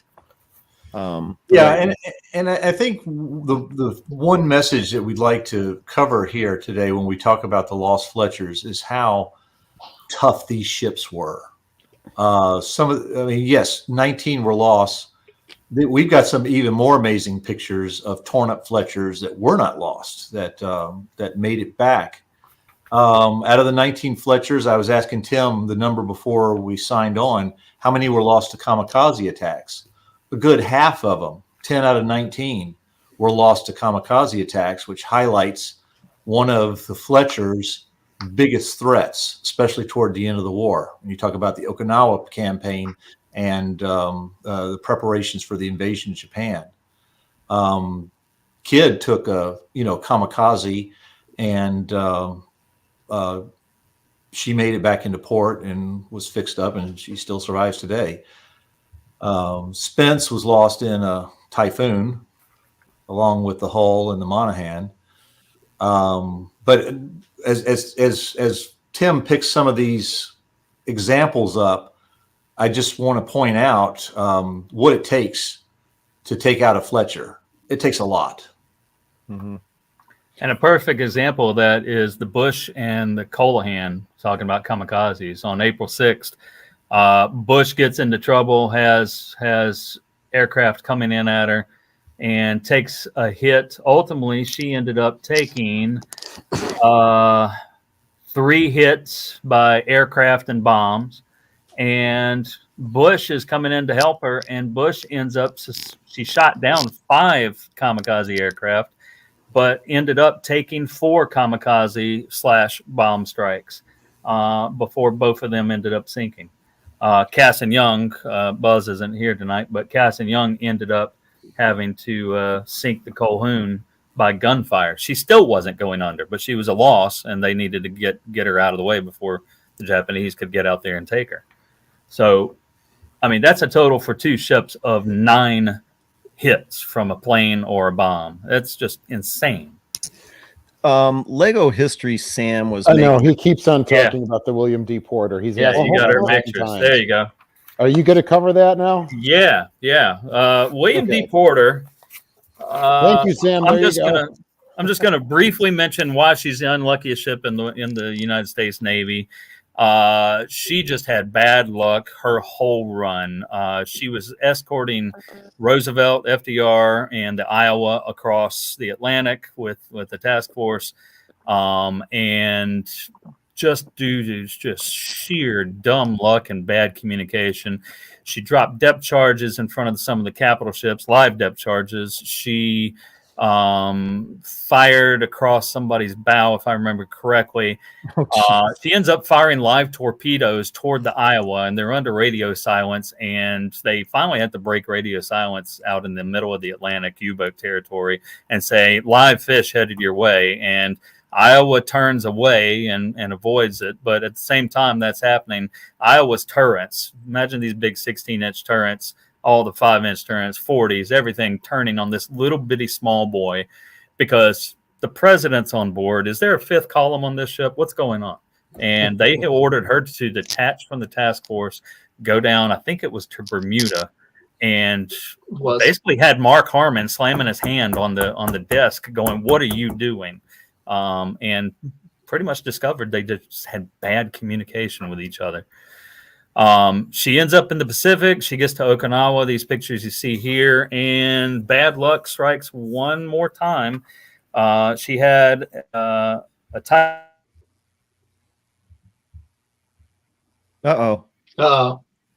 Parks, did you pay the internet bill this month? Yeah, Parks. Well, let me tell you about the Wi-Fi challenges we have at the museum. We were on the outboard side of the railroad tracks, which isolates us from downtown Baton Rouge, and that includes Wi-Fi connection. It has not been upgraded in many years because they won't run lines underneath the railroad tracks, so we're stuck with I think it's 50 gigabyte speed, I think is the best. And then you have what Tim's frozen here now. All right. Well, then here we're gonna pull Shane up to bat. Okay, go ahead. Because I know he knows a little bit about this one. Uh-oh.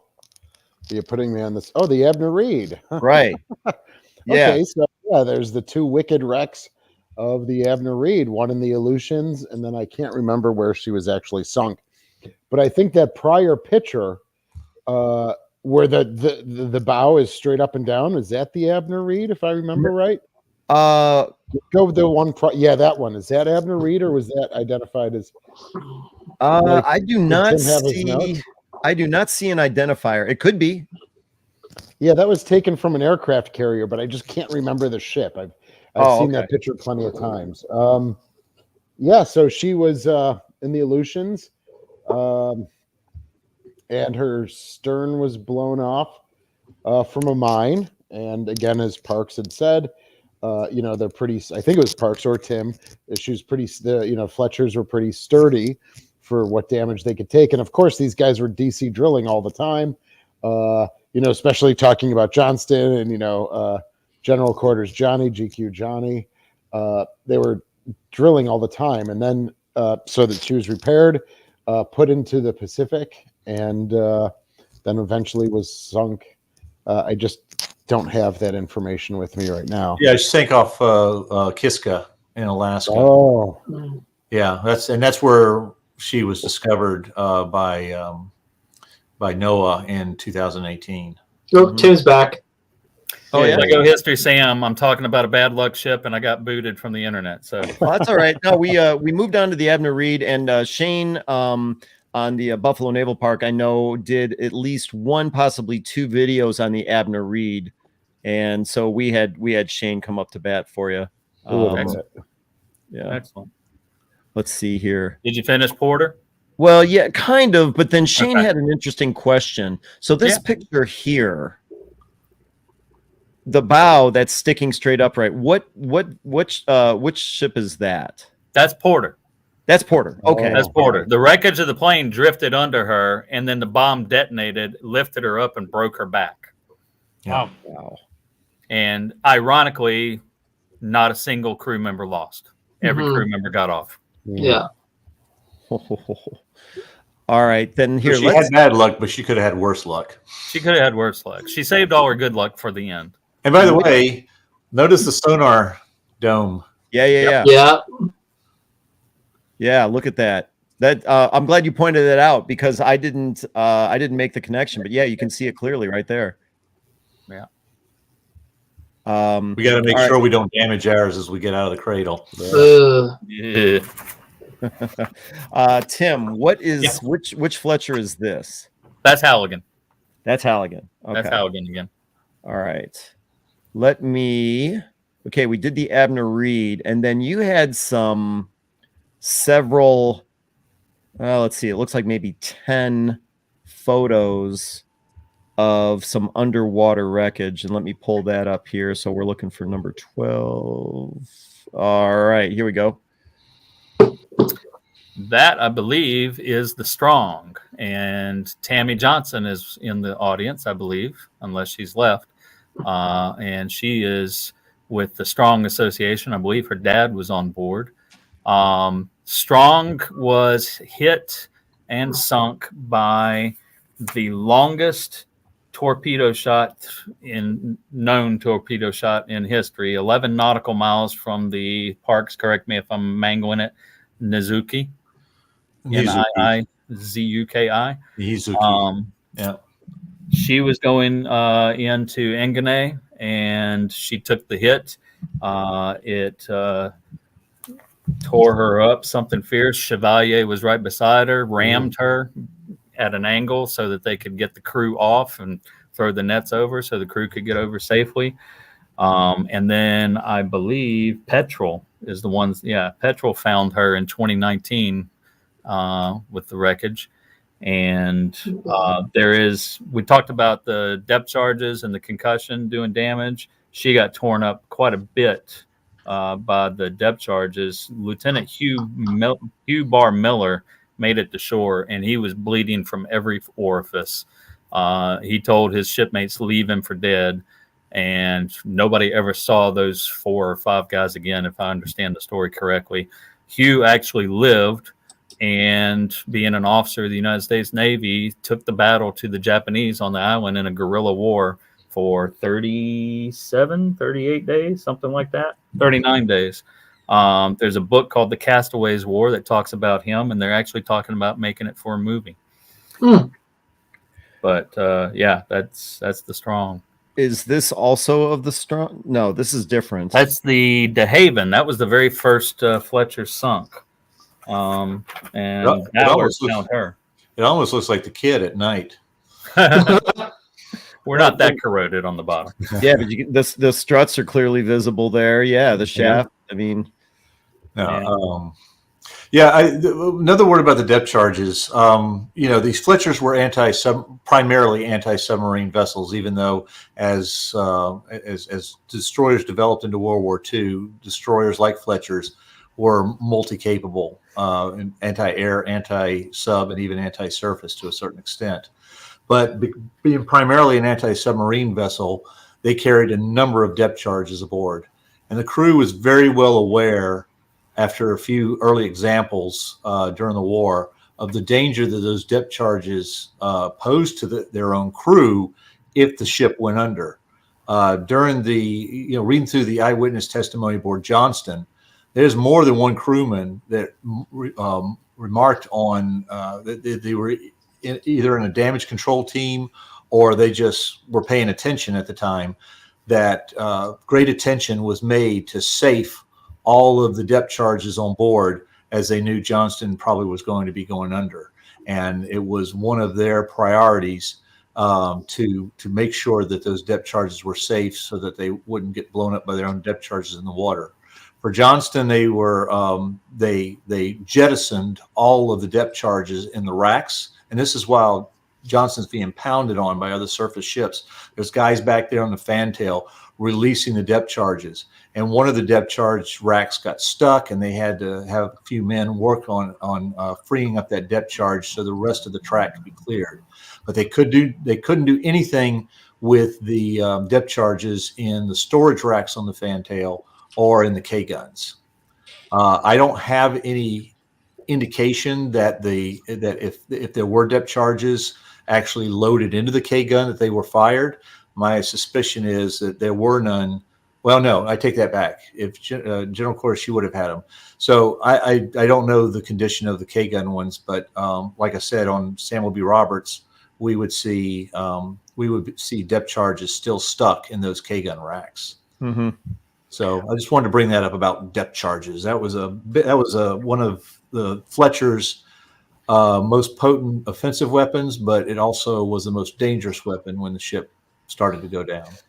Well, and talking about that, wasn't the guy's name that gave the testimony for that? Wasn't his last name Hagen? Well, Lieutenant Robert Hagen was the ship's gunnery officer, and he was also the senior surviving officer. So he wrote the after action report for Johnston. Okay. He was up in the gun director as the gunnery officer. He was in the Mark 37 gun director that sits on top of the pilot house, and that gun director directs the fire of the 5-inch guns on the Fletcher, either in all guns mode or in local control. So he obviously could not see everything that was going on the ship. I imagine his discussion about the depth charges, even though as a gunnery officer, they were under his purview, he evidently interviewed other survivors of Johnston in order to bring it together in the after action report.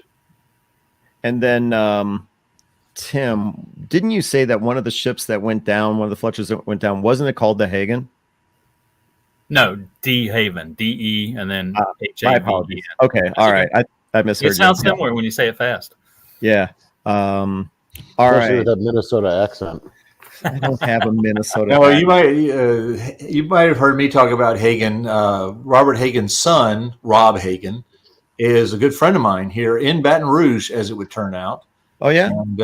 And for those of you who know Louisiana culture, he's going to be the king of Spanish Town this coming year. Wow. So you know the king. I know the king. All right. Here, let's pull up this question or this photo here. Would this also be the Strong?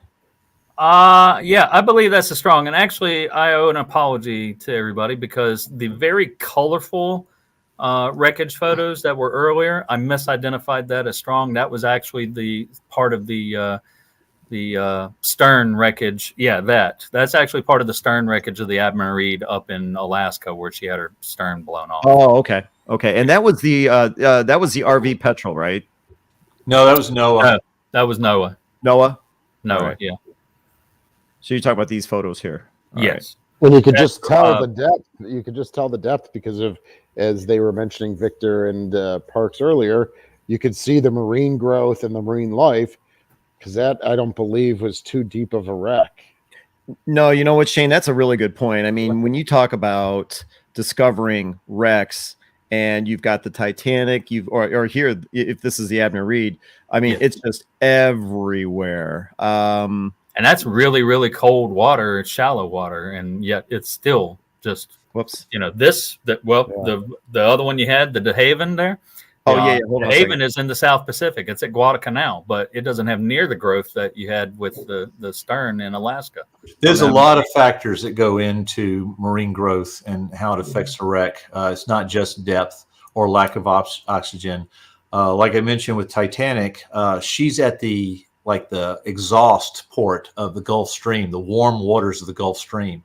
So she's getting all kinds of detritus coming out of the Gulf Stream and a lot of life forms that get deposited over the Titanic wreck. And that's contributed to the growth of life at that wreck site. You had asked me earlier about the differences between 2005, the first time I dived on Titanic, and then 2019. The biggest difference I saw was not really the wreck itself, but the explosion of life that had happened between 2005, 2019. 2005, yeah, it looked like this, and you would see occasional thing like, and I'm not a biologist, that's a little thing attached to the forward railing there. Yeah. Some anemone or something, I don't know what you call it, but you would see something like that in a rat tail fish occasionally, and there's some crabs and some what we call brittle stars, or like starfish, but their legs are really long. In 2019, everywhere you looked, there was life. There was either a flowering kind of life, like the sea anemones, or fish, crabs. They were all over the place. It's just Titanic is belonging more now to the underwater environment that's claimed her as her home than it does to us anymore. And that's the way it's going to go. Titanic is now her own ecosystem. Which one did you say that was? De Haven? The very colorful one. Which one did you say that was? The very colorful one is Abner Reed. The Abner Reed. One right here is De Haven. So that Abner Reed wreck now is an entire ecosystem. That's their home. It's not ours anymore. It's theirs. Yeah, and that was found, I think, in roughly 300 feet of water. So, yeah, that's less than the length of a Fletcher-class. And this is why occasionally you'll see decommissioned ships sunk as artificial reefs. They'll sink them in an area of known biological activity, And once they settle to the bottom, they might serve as a commercial dive target. You know, people will pay money to go dive and explore the wreck. But over time, the life down at in that area will take it over and claim it as their own, and then it's their neighborhood. Let's see here. The next picture I want to pull up. That's strong. This is strong. That's Okay. strong.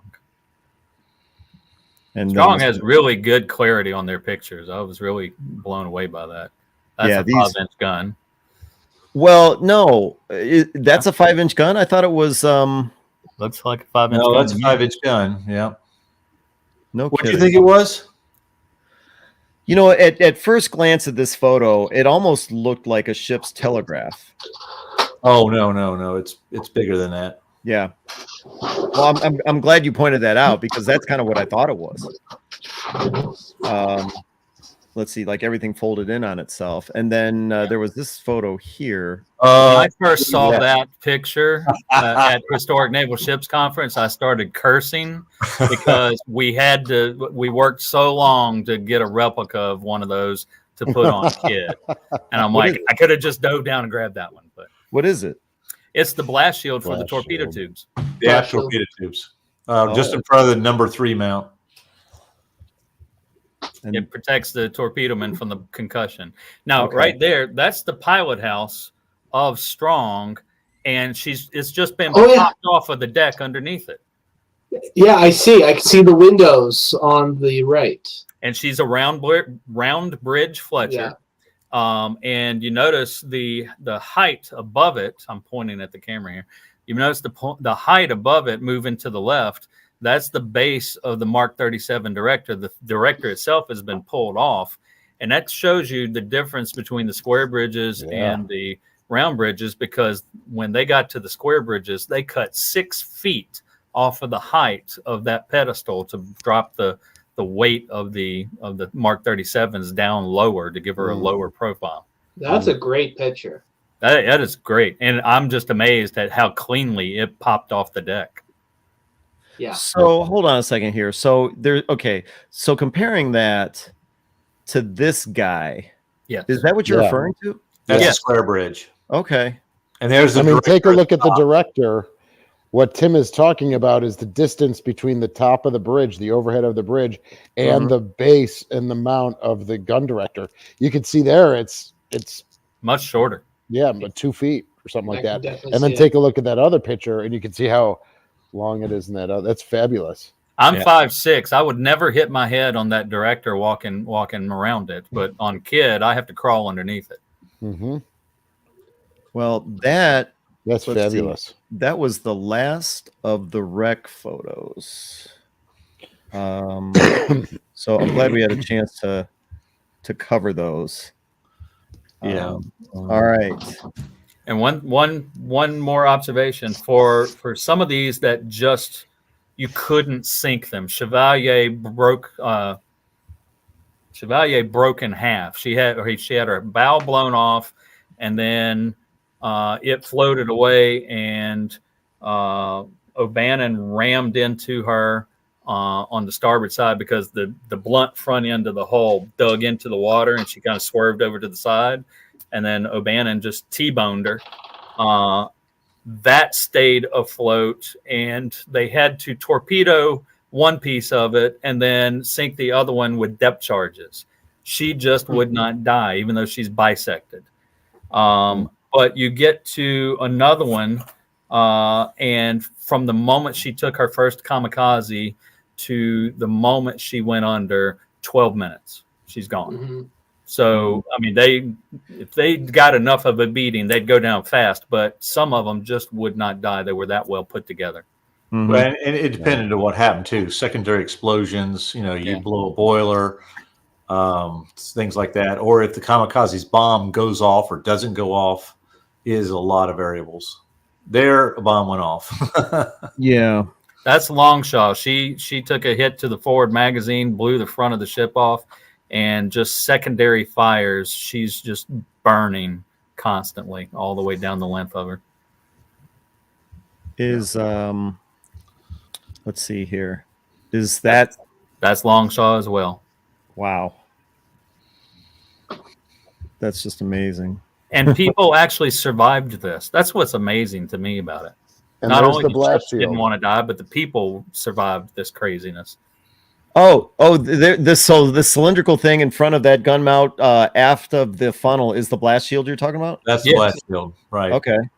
You got a dead sailor top right. Yep. Trapped in the wreckage. Oh, I see that. Oh. Yep. Yeah, Okay. I'm like, there. What do we got here?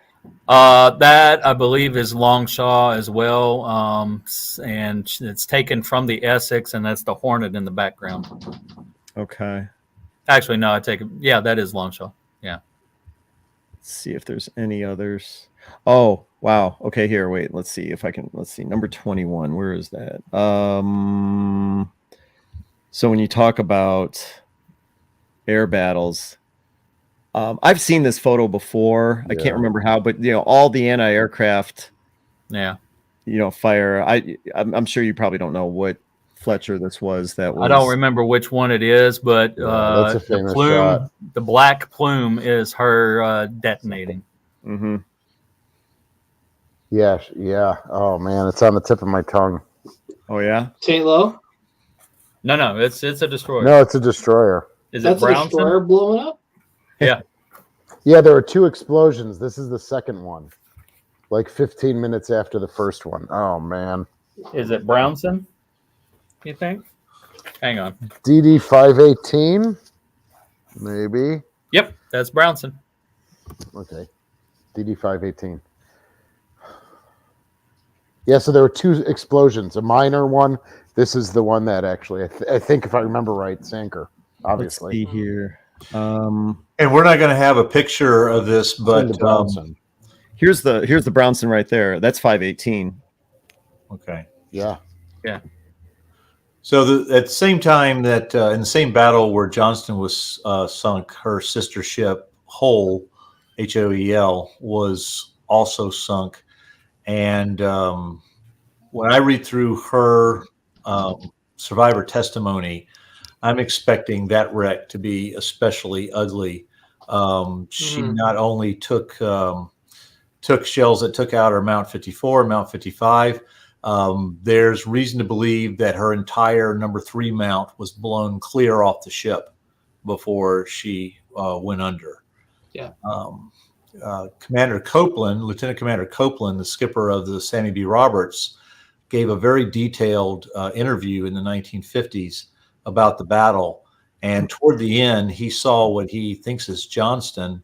But I've come to believe as I read through it over and over again, I think that Copeland saw both Hull and Johnston and conflated the two, because the damage he described the Johnston as Johnston seems to correlate more with the Hull. Most specifically, he said that the number 3 mount was completely gone.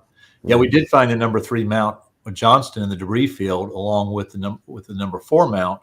So Copeland's description of the number 3 mount being gone on Johnston as she passes by doesn't really square. Also talks about the mast being bent and hanging down, but we know from Johnston, and even though we found the mast of Johnston in the debris field bent like Copeland described, we also have word from Lieutenant Hagen in his after-action report that the surface search radar stayed operable to the very end, which wouldn't happen if the mast were down, like Copeland described. So I'm expecting that when we do find Hull, that she's going to be a really messed up wreck, even if she didn't have depth charge explosions like Johnston did. We're going to see the ferocity of the battle. And just as an aside, where I have her predicted, she's down in the trench. It's a very good possibility that either Hull or the Japanese cruiser Chikama, which also sank in the same area, could be ultimately the deepest shipwrecks on Earth, down at like 9,000 meters. Jeez. Wasn't there a destroyer, not the Hull, not the Johnston, obviously, but wasn't there a destroyer that was seen either escaping the battle or leaving the battle and then was never seen again? No, the other Fletcher that went in on the attack was the Harriman, and That was it. she went in, got her licks in, took damage, but maintained it, and then she resumed her station with the with Taffy 3 as they were retreating. In fact, Johnston and Harriman almost collided while Johnston was rushing over to counter the destroyer threat that she saw developing to the west. She ran across Harriman. And then there's smoke, both from the battle and also generated by the smoke generators aboard the ships to mask the fleet. She came out of the smoke and almost those two almost collided. But Harriman didn't disappear forever. That crew came home. Okay.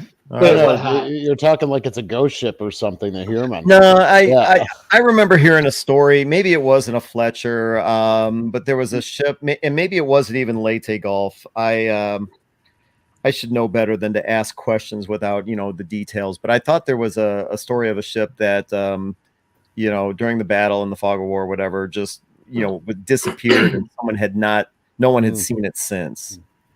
Yeah, I'd never heard that one. Yeah, it would be interesting to, I think Hagen says that they came within 10 feet of each other, the Heerman and the Johnston, in that smoke and that when they were laying down the smoke. That would be interesting if that was ever validated within 10 feet of each other. It could be apocryphal, right? But it maybe 20 feet or 30 feet, but to come within 10 feet of each other is Actually, one of my colleagues, Rob Lundgren, before COVID locked down the National Archives, he came across a photo that he didn't understand at the time, but what he's come to believe since. It was a picture taken from the carrier nearby, I believe it was the Kitquin Bay, that took a picture of that near collision of Johnston and Harriman. And there is one photo that I do have that probably is of the same series that just shows the Harriman, and Johnston would be out of frame at that point. I desperately want to find that photo. It was mislabeled, or it was misfiled, I should say. It wasn't in where he expected to find it. So one of these days, I hope to surface that photo, and not only can we verify this story, and it wasn't just Hagen who talked about it. The officer of the deck, DeGardi, he mentioned it as well. Johnston at that point was operating only on her forward engine, and so she was limping along at half speed. They had to back full on her remaining shaft to avoid the collision. But I'd like to see that picture, not only to validate that story, but also I want to see Johnston's condition just before the end. Road trip. Yeah. We're going down to College Park. Yeah. Parks, Frank, one of the viewers wants to know where you got your hat. Had it made. There's plenty of custom ball cap places online. He's wealthy enough that he could have his own hats made. I don't know. I don't know anybody has these in stock, but I had it custom made, and then of course I have the depth that the wreck was found on the back. Oh wow! Oh, that is cool. Yeah, it's total. Oh, no, that was Johnston. Yeah, okay. I used to wear this hat every day until I got another ship. Yeah. Let's see here. And one point, real quick, just to correct an error I made. The last picture with the big black smoke trail going up was not Brownson. It was actually Abner Reed when she sank. That's why. Yeah. Jeez. So that's her taking the kamikaze off of Leyte. That's why I was so familiar with that picture. You're talking about this guy. The big black plume. Well, that's Johnston. I know. Yeah, that's Abner Reed. Uh-huh. It looks similar to a Brownson shot, but Brownson has white smoke, not black smoke. Oh, okay. So wait, then the picture you were thinking of was this guy? Yeah, that's Brownson. Okay. Oh, okay. I can see that. Yeah. So one odd loss of a Fletcher would be the Spence. Anybody that knows the story of the Kane Mutiny, well, I know where that sound's coming from. Sorry. Anyway, anybody knows the story of the Kane Mutiny? That was based off of a ship that was caught in a fictional ship. The Kane was an amalgam of the ships that got caught in Typhoon Cobra in 1944. And the Spence there were 3 ships lost, Spence being one of them. She was a Fletcher. I forget the class of the Monaghan and the hull.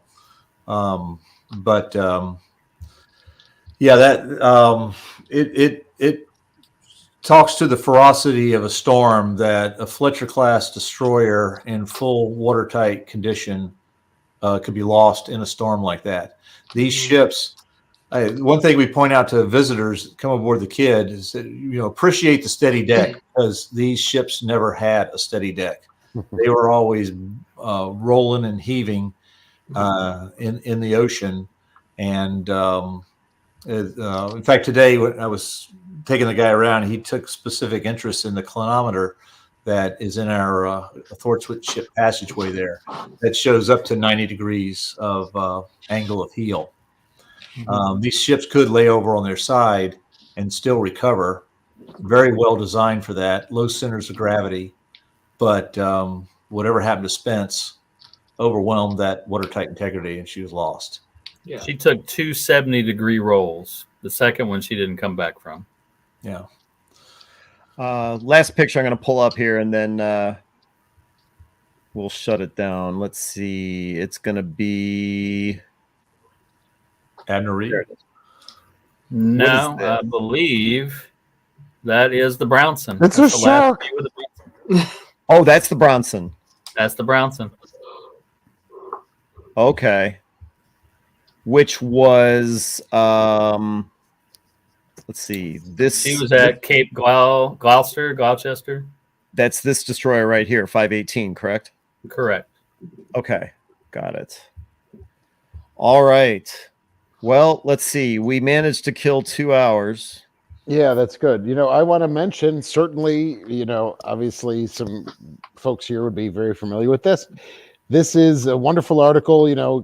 Parks has talked about Lieutenant Hagen, the gunnery officer on board the Johnston. First off, it's astounding because it is it's the Saturday Evening Post with the really famous Norman Rockwell painting on it, with his girlfriend right here. I'm sure everyone's familiar with that. But there it is. In this particular edition is the firsthand account from Lieutenant Hagen.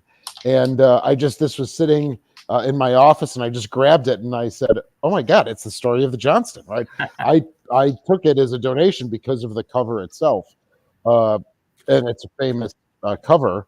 And then only after the fact, come to find out that it's Hagen's account of the Johnston, so I would recommend that. It's the Saturday Evening Post, May 26, 1945. So kind of like the VE edition potentially. And what's interesting is that Tim and I were talking on the phone earlier today about your office and about all the different things that you take in. And then you know what, Tim? Here he comes with this amazing, I know. It's like I can't pick on Shane because he's got great, but So you were being talked about earlier, and then in a good way. Yeah. Oh yeah. Of course, guys. Absolutely. No. Yeah. No. My office looked much like your office until recently. So. Very good. Yes. Yeah. And you have to be conscious about it. You have to be conscious about it. Ken, go ahead. Go ahead, Parks. Ken, I have the PDF of that article. I can send it to you, and you can provide it to your listeners if you would like. That'd be fantastic. I'd love it. I didn't know anything like that existed. I mean, obviously I knew about the firsthand account, but I didn't know it had been published like that. So that would be great. I'd love to see that. All right, let's start winding this down, and we're going to start with the USS Kidd Veterans Museum. When it comes to, all right, Tim Nesmith, Superintendent, USS Kidd. what do you guys have going on right now? Because you do not shut down. You are year round. Dry dock prep, dry dock prep, dry dock prep. We're pulling blueprints off and filling up my office. And we're getting ready to get an offsite storage and about to start pulling major stuff off the ship to get ready for leaving in the spring. As far as events, December 7th is our next big event. And we'll have a memorial service, educational service on board the Fantail, weather permitting, for Rear Admiral Kidd and the 46 Louisianians killed at Pearl Harbor. And also there's a Coast Guard cutter, a little buoy tender, the White Alder, USCGC White Alder, that ironically sank on December 7th in 1968, just downriver from Baton Rouge. A Taiwanese freighter split her in half in the middle of the night, and she went down, hit the bottom of the Mississippi, and the river immediately started covering her over. So all but one or two of her crew ended up entombed in the White Alder in the same way that the crew of the Arizona was entombed. So the Coast Guard comes down every year, joins us, and has a ceremony right after. This year, I think it's going to be right before our Pearl Harbor ceremony. Oh, wow. Okay. So you guys have a lot going on. Let's see. Parks, anything that you wanted to add about what's happening right now, or is all your time consumed with dry dock prep? All my time is consumed with trying to figure out what the hell I'm going to do. This ship hasn't moved in 40 years. It hasn't had a dry dock since the Navy had it in 62. Taking this major attraction off of the downtown Baton Rouge riverfront is just now starting to hit the people of Baton Rouge. We are going to plan extensive ceremonies. Today, I met with one of the country's premier tiki mug artists to make a commemorative tiki mug of Kidd that will be in two different editions. There'll be the edition when she goes away, and the glaze of the mug will be in her 1945 paint scheme, as you see here. And we are intending to sandblast and repaint the ship in dry dock, and we'll have her return in her 1944 dazzle camouflage. And the second edition of the tiki mug that will be sold upon her return will be in that glaze of the dazzle camouflage. So all the paint that Tim put on a couple of months ago is going to be blasted away. Yeah, and it was always intended that way. The paint that we painted it in is not your typical marine grade paint. We wanted her to spend her last year or two in Baton Rouge looking as fresh as possible, fresher than this photo here indicates. Yeah. But we didn't want to waste money unnecessarily. So yes, Tim and his crew did a Herculean effort to paint the side of the ship before the river rose or fell too far for them to paint with. And that's why Tim has been in physical therapy for the past several weeks.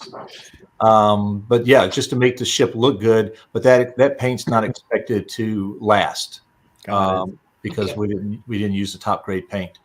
Knowingly. For those of you that want to learn more about the USS Kidd Veterans Museum, check out their YouTube channel. Simply search for USS Kidd Veterans Museum. You can also find them on Facebook. I think that's where I saw a lot of Tim's pictures of him painting the hull was on Facebook. So you can see a lot of good stuff there. And if you want to support the USS Kidd, check out their website, USS Kidd with 2 Ds, USSKidd.com. Connor, thanks for pulling that up. Definitely check out their website. And remember, they're going to dry dock. They need all the support they can get. Anything else you guys wanted to add? Nope. Thank you. All yeah, good. absolutely. All right. Then we're going to move on to Buffalo Naval Park. Shane Stevenson. Yeah. You guys are going to be shutting the water off, I guess in about a month. Does that mean your season's winding down? Yeah, we're going to shut it off right before you arrive. So, when I get you set up for the dirtiest jobs. on a museum ship, right? Mhm. So, yeah, the water is probably going to be going off November 20th. And like this weekend, I don't know if you guys celebrate this, but there's something called Halloween. I don't know if it's celebrated in other parts of the country, but so we're having like a ship retreat. So we did it. This is the second year we do it. Kids can come on board. There's different stations. They get to walk around, listen to some docents and staff talk about some history and things. And then we're doing. I'm very happy with that. We are doing the first of a Twilight Zone War episode marathon, where we're going to show 4 Twilight Zone episodes with war as the theme. So that will be tomorrow night. So I'll be working again until about 10 o'clock tomorrow night. And then we're doing, like the kid has mentioned, Pearl Harbor. We have a FDR reenactor that has come, who came last year, and he would like to come again this year. So we wheel him in with his cigarette holder and his wheelchair, and then he talks like he's FDR, which is pretty cool. Mhm. And then we'll Does be he have shut a down. falla?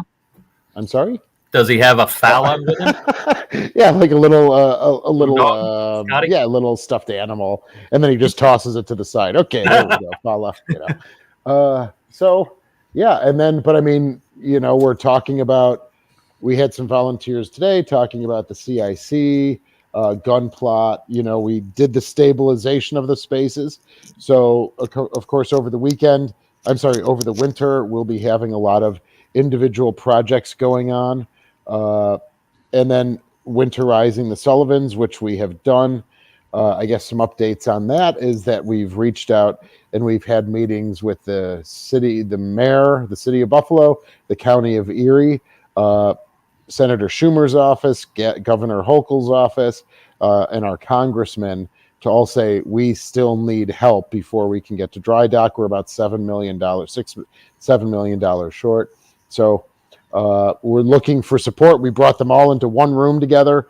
We told them the story and what it's going to take to get her to dry dock, and hopefully we can keep that team together and working and pulling different funding streams from different local, state, federal sources. And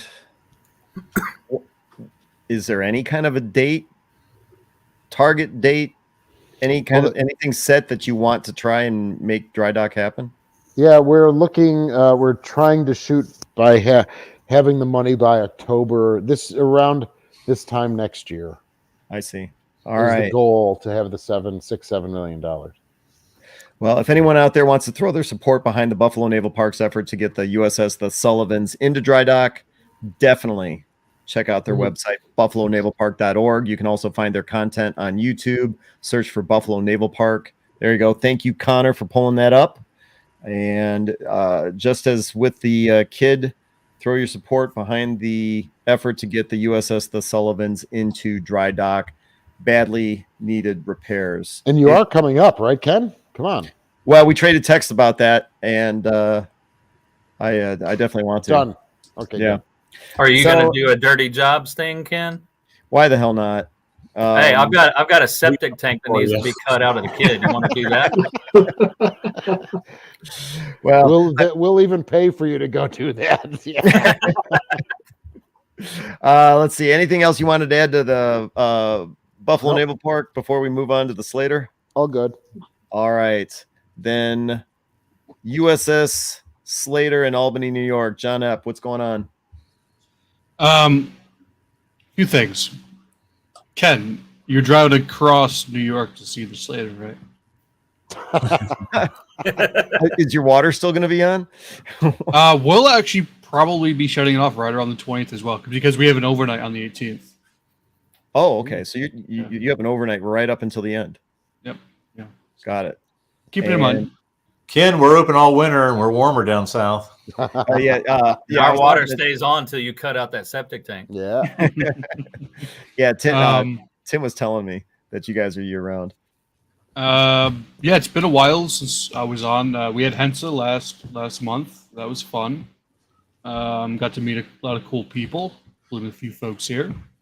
learned a few things. Oh, geez, what else going? Oh, tomorrow, kind of too late, I guess. Tomorrow, 10 a.m., we're celebrating Ohi Day. It's a Greek holiday. The ship was in the Greek Navy for 40 years. It's when the Greek Prime Minister said no, basically, to Mussolini, and then war started. So it's celebrated every year, so we're going to have a little commemoration at the ship tomorrow morning. Something we are very excited for, November 12th, 4 p.m. Those of you who know the band Sabaton, they have created a movie, and they are only releasing it at history museums across the world. And as of right now, the Slater is the only museum in New York State that will be showing this movie. The only way to see this movie is to go to a museum. That's cool. We are close. That's great. Yeah, this is something just was announced. We're only doing it on the November 12th as of right now. We're almost sold out on the tickets. It's $15. You'll see the movie, you see the ship, popcorn, all that. If we do sell out on tickets and then there's more interest, we'll do another date. So we're looking forward to doing that. And then, we're closing up shop here in about 4 weeks. And then what are you personally going to be doing during the winter when you guys close up shop? Then what do you typically do? Various collection projects. Right now, I actually messaged Tim last week. They made a video 4 or 5 months ago creating archival boxes for their charts. We have a bunch of blueprints rolled up, but no boxes. So creating boxes for that, cataloging blueprints. Speaking of dry dock for all you guys, you know what would be a very fun episode? What's that? Having Tim Rizzuto and Ed Zakowski on here talking about dry docking. Agreed. That'd be good. That would be gold. I don't think that'll ever happen. So. Well, wait, I heard you talk about Rizzuto. Who was the other guy? Ed Zakowski. He's a very sweet, loving, kind old man. Yeah, big teddy bear. You just want to hug. with cactus-like thorns. Oh, okay. Sarcasm. All right, got it. Tim calls him the foremost expert on destroyers in the world. But He's kind of Tim's mentor. he is. Oh, yeah. no. They've been together for 45 years, 50 years. Yeah. So that would make him my grand mentor, which he doesn't like hearing. All right. Let's see. So for any of you that want to check out the Slater's content on YouTube, definitely enter USS Slater in the search bar on YouTube, and you're going to come up with their stuff. Thank you for Connor for throwing that across the bottom. They've got a lot of great content. You can also check them out, ussslater.org. Anything you want to add, Mr. Epp? I'll save it for a future episode. What? I'll save it for a future episode. All right, fine. I'd like to build on something that John mentioned there a second ago. You're talking about the Greek heritage of his ship. Just very recently, we've had some encouraging news that the Greeks who own the fourth surviving Fletcher, The Velos? Velos, might be interested finally here toward the end in participating in our 80th anniversary celebrations. So we're going to see if we can draw the Greeks in and see what they can show us about their Fletcher.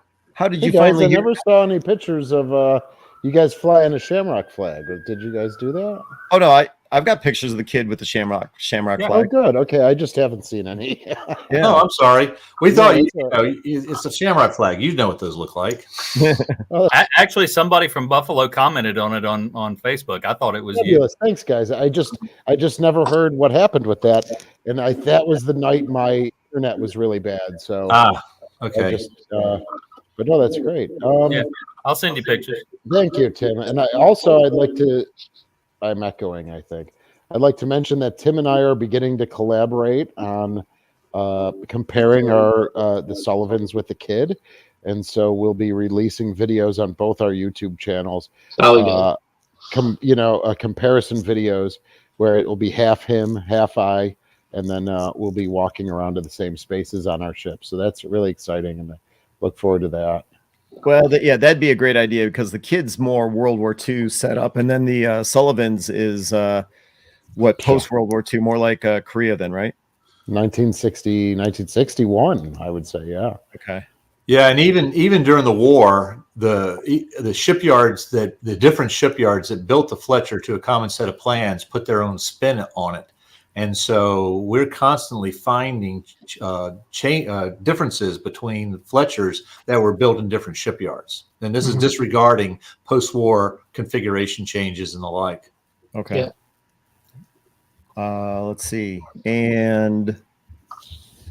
Let's see. All right, I already mentioned that. Yeah, so to check out their website, ussslater.org. Connor had that up there a little earlier. Thanks again, Connor. Yeah, so definitely check out their website. Check out the Slater on YouTube. And I haven't mentioned it tonight, but I always like to say that one of the best ways to support operations like the Kid, like the Slater, like the Buffalo Naval Park, is simply get on YouTube and watch their videos. It helps to build up their subscriber base, viewership. All of those little things go towards YouTube being able to kick back dollars, now that their channels are able to monetize, to earn revenue that way. So definitely, if you can't, do any kind of donation on their website, check out their content on YouTube, watch their videos, click subscribe. One of the simplest yet most effective ways to throw support behind these guys. All right, moving on to the Alexander Henry in Thunder Bay.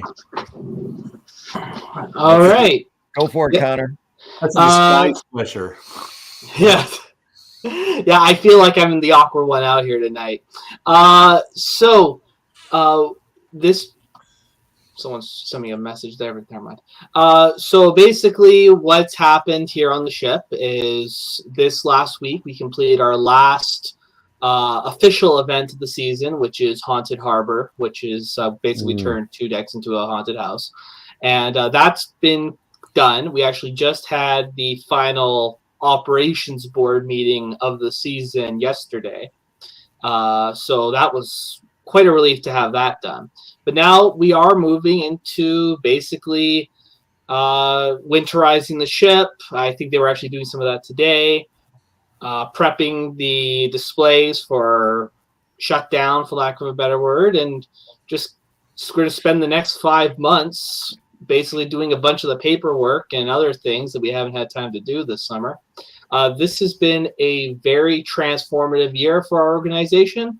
I mentioned it to some of you guys at HINSA this year that we saw a lot of changes in our staff, and we had the big name change this year. And the big news, and I can finally talk about this, the Alexander Henry is now the latest historic site in Canada. It is now a protected heritage site within the country. So the ship itself is now protected. This was a process that was started by former Chief Engineer Dave Benedict, who started the process in 2017 before we even got the ship. And it's finally complete, and now we're in the process of selecting where the plaque will go and looking at what opportunities that will open up for us in the future. Because with our new partnership with, hopefully, a new partnership with the cruise ships coming into the new tourist season, we should have a great year next year, and everything's looking great going forward. We are also looking, because we did bring up YouTube, we are looking at that potentially for next year. The plan was for this year, but things just got in the way. I'm sure you all can appreciate a project I'm going to be putting on the back burner. And then really that's about it. We're just done the season. I know some of our guys are going to take 2 weeks off, and then we're just going to hit back at it with the more white collar stuff and prep for next year. I'm kind of jealous of the guys down in Louisiana who get to open all year round, but at the same time, our ship doesn't have heat or running water, so I think we're fine for the season. Yeah, now we're just waiting for the ice to start showing up. When it comes to YouTube, just take your phone around, start shooting video of different parts of the the Henry and just post them on YouTube. Just get started, just hit record, and I'd love to see whatever you come up with. Yeah, they had that YouTube thing at Hinza this year where they talked about stuff like that, and I took notes. And I'll be talking with you, Ken, in the next 6 months or so. Anytime, any help I can give you, just let me know. Actually, one more thing quickly. Go for it. We're already planning next year's big events because it takes that long. We are probably going to have another Coast Guard Day this year or next year in 2024. What the theme will be this year, we do not know, but we're looking forward to that, and we're looking forward to continuing that event as well, because that was our big news story outside of the heritage status and Haunted Harbor. So that'll be something we're planning now too, and I think I'm going to be sitting on that pretty shortly. And we'll have a few more things coming up. So if anyone wants to keep in contact or just keep following us, we are the Transportation Museum of Thunder Bay on both Facebook and Instagram. So you can follow us there. And that is our website, tmtb.ca. And we will be actually updating that website in the next 2 months or so to make it more usable with phones, because we had a few people commenting on that this year. So, yeah, that's everything.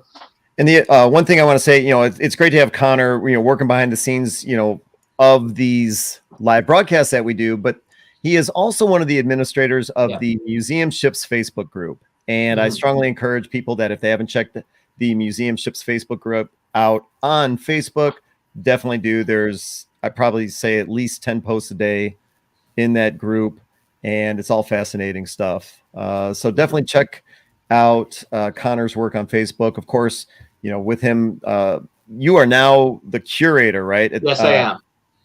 And is that strictly for the Alexander Henry, or is that for the Transportation Museum? It's for the museum as a whole. Obviously, the Henry is our largest artifact, and because we do not have a building yet, that means that it is also our museum. But yes, I am responsible for the artifacts on board, and I shared it to you guys in our private chat recently, but I was digging through our original blueprints the other night. So that'll be fun stuff to be digging through in the next 6 months. All right. And that website one more time, www.tmtb, standing for Transportation of Thunder Bay, Transportation Museum of Thunder Bay.ca. Yes. All right. Anything else you guys want to add before we shut this down? Nope. All Good right. discussion. Look forward to them in the future. And we have one more 80th anniversary celebration, which happens to be on New Year's Eve. So, right? Is it New Year's Eve? Or Yeah, is That's it the commissioning 30th? date. Yeah. I think it is. Yeah. 31 December. All right. So we'll talk about that. But for all the fans, we hope that you can join us again for that celebration of the Cass and Young. So. Yeah. And we've got a few episodes that'll occur between now and then, so we'll be able to talk about that some more. I wanted special thanks to Victor Vescovo for coming on tonight. He's a big deal to me, so I was thrilled to have him join us and to give us as much time as he did. Yes. So definitely want to say thanks to Victor. Thanks to Tim, Parks, Shane, John, Connor for being there for this episode. I just really had a lot of fun with this tonight. I know it went long. I also want to say thanks to a lot of you viewers that stuck with us. Can't do this if we don't have viewers. So viewers, subscribers, thank you for joining us tonight. My name is Ken Stano with the YouTube channel HistoryX. You can also check me out, historyxchannel.com. Thanks everybody for watching, and I hope everyone has a good night. Thanks, Ken. All right, everyone. Good night. Good night. And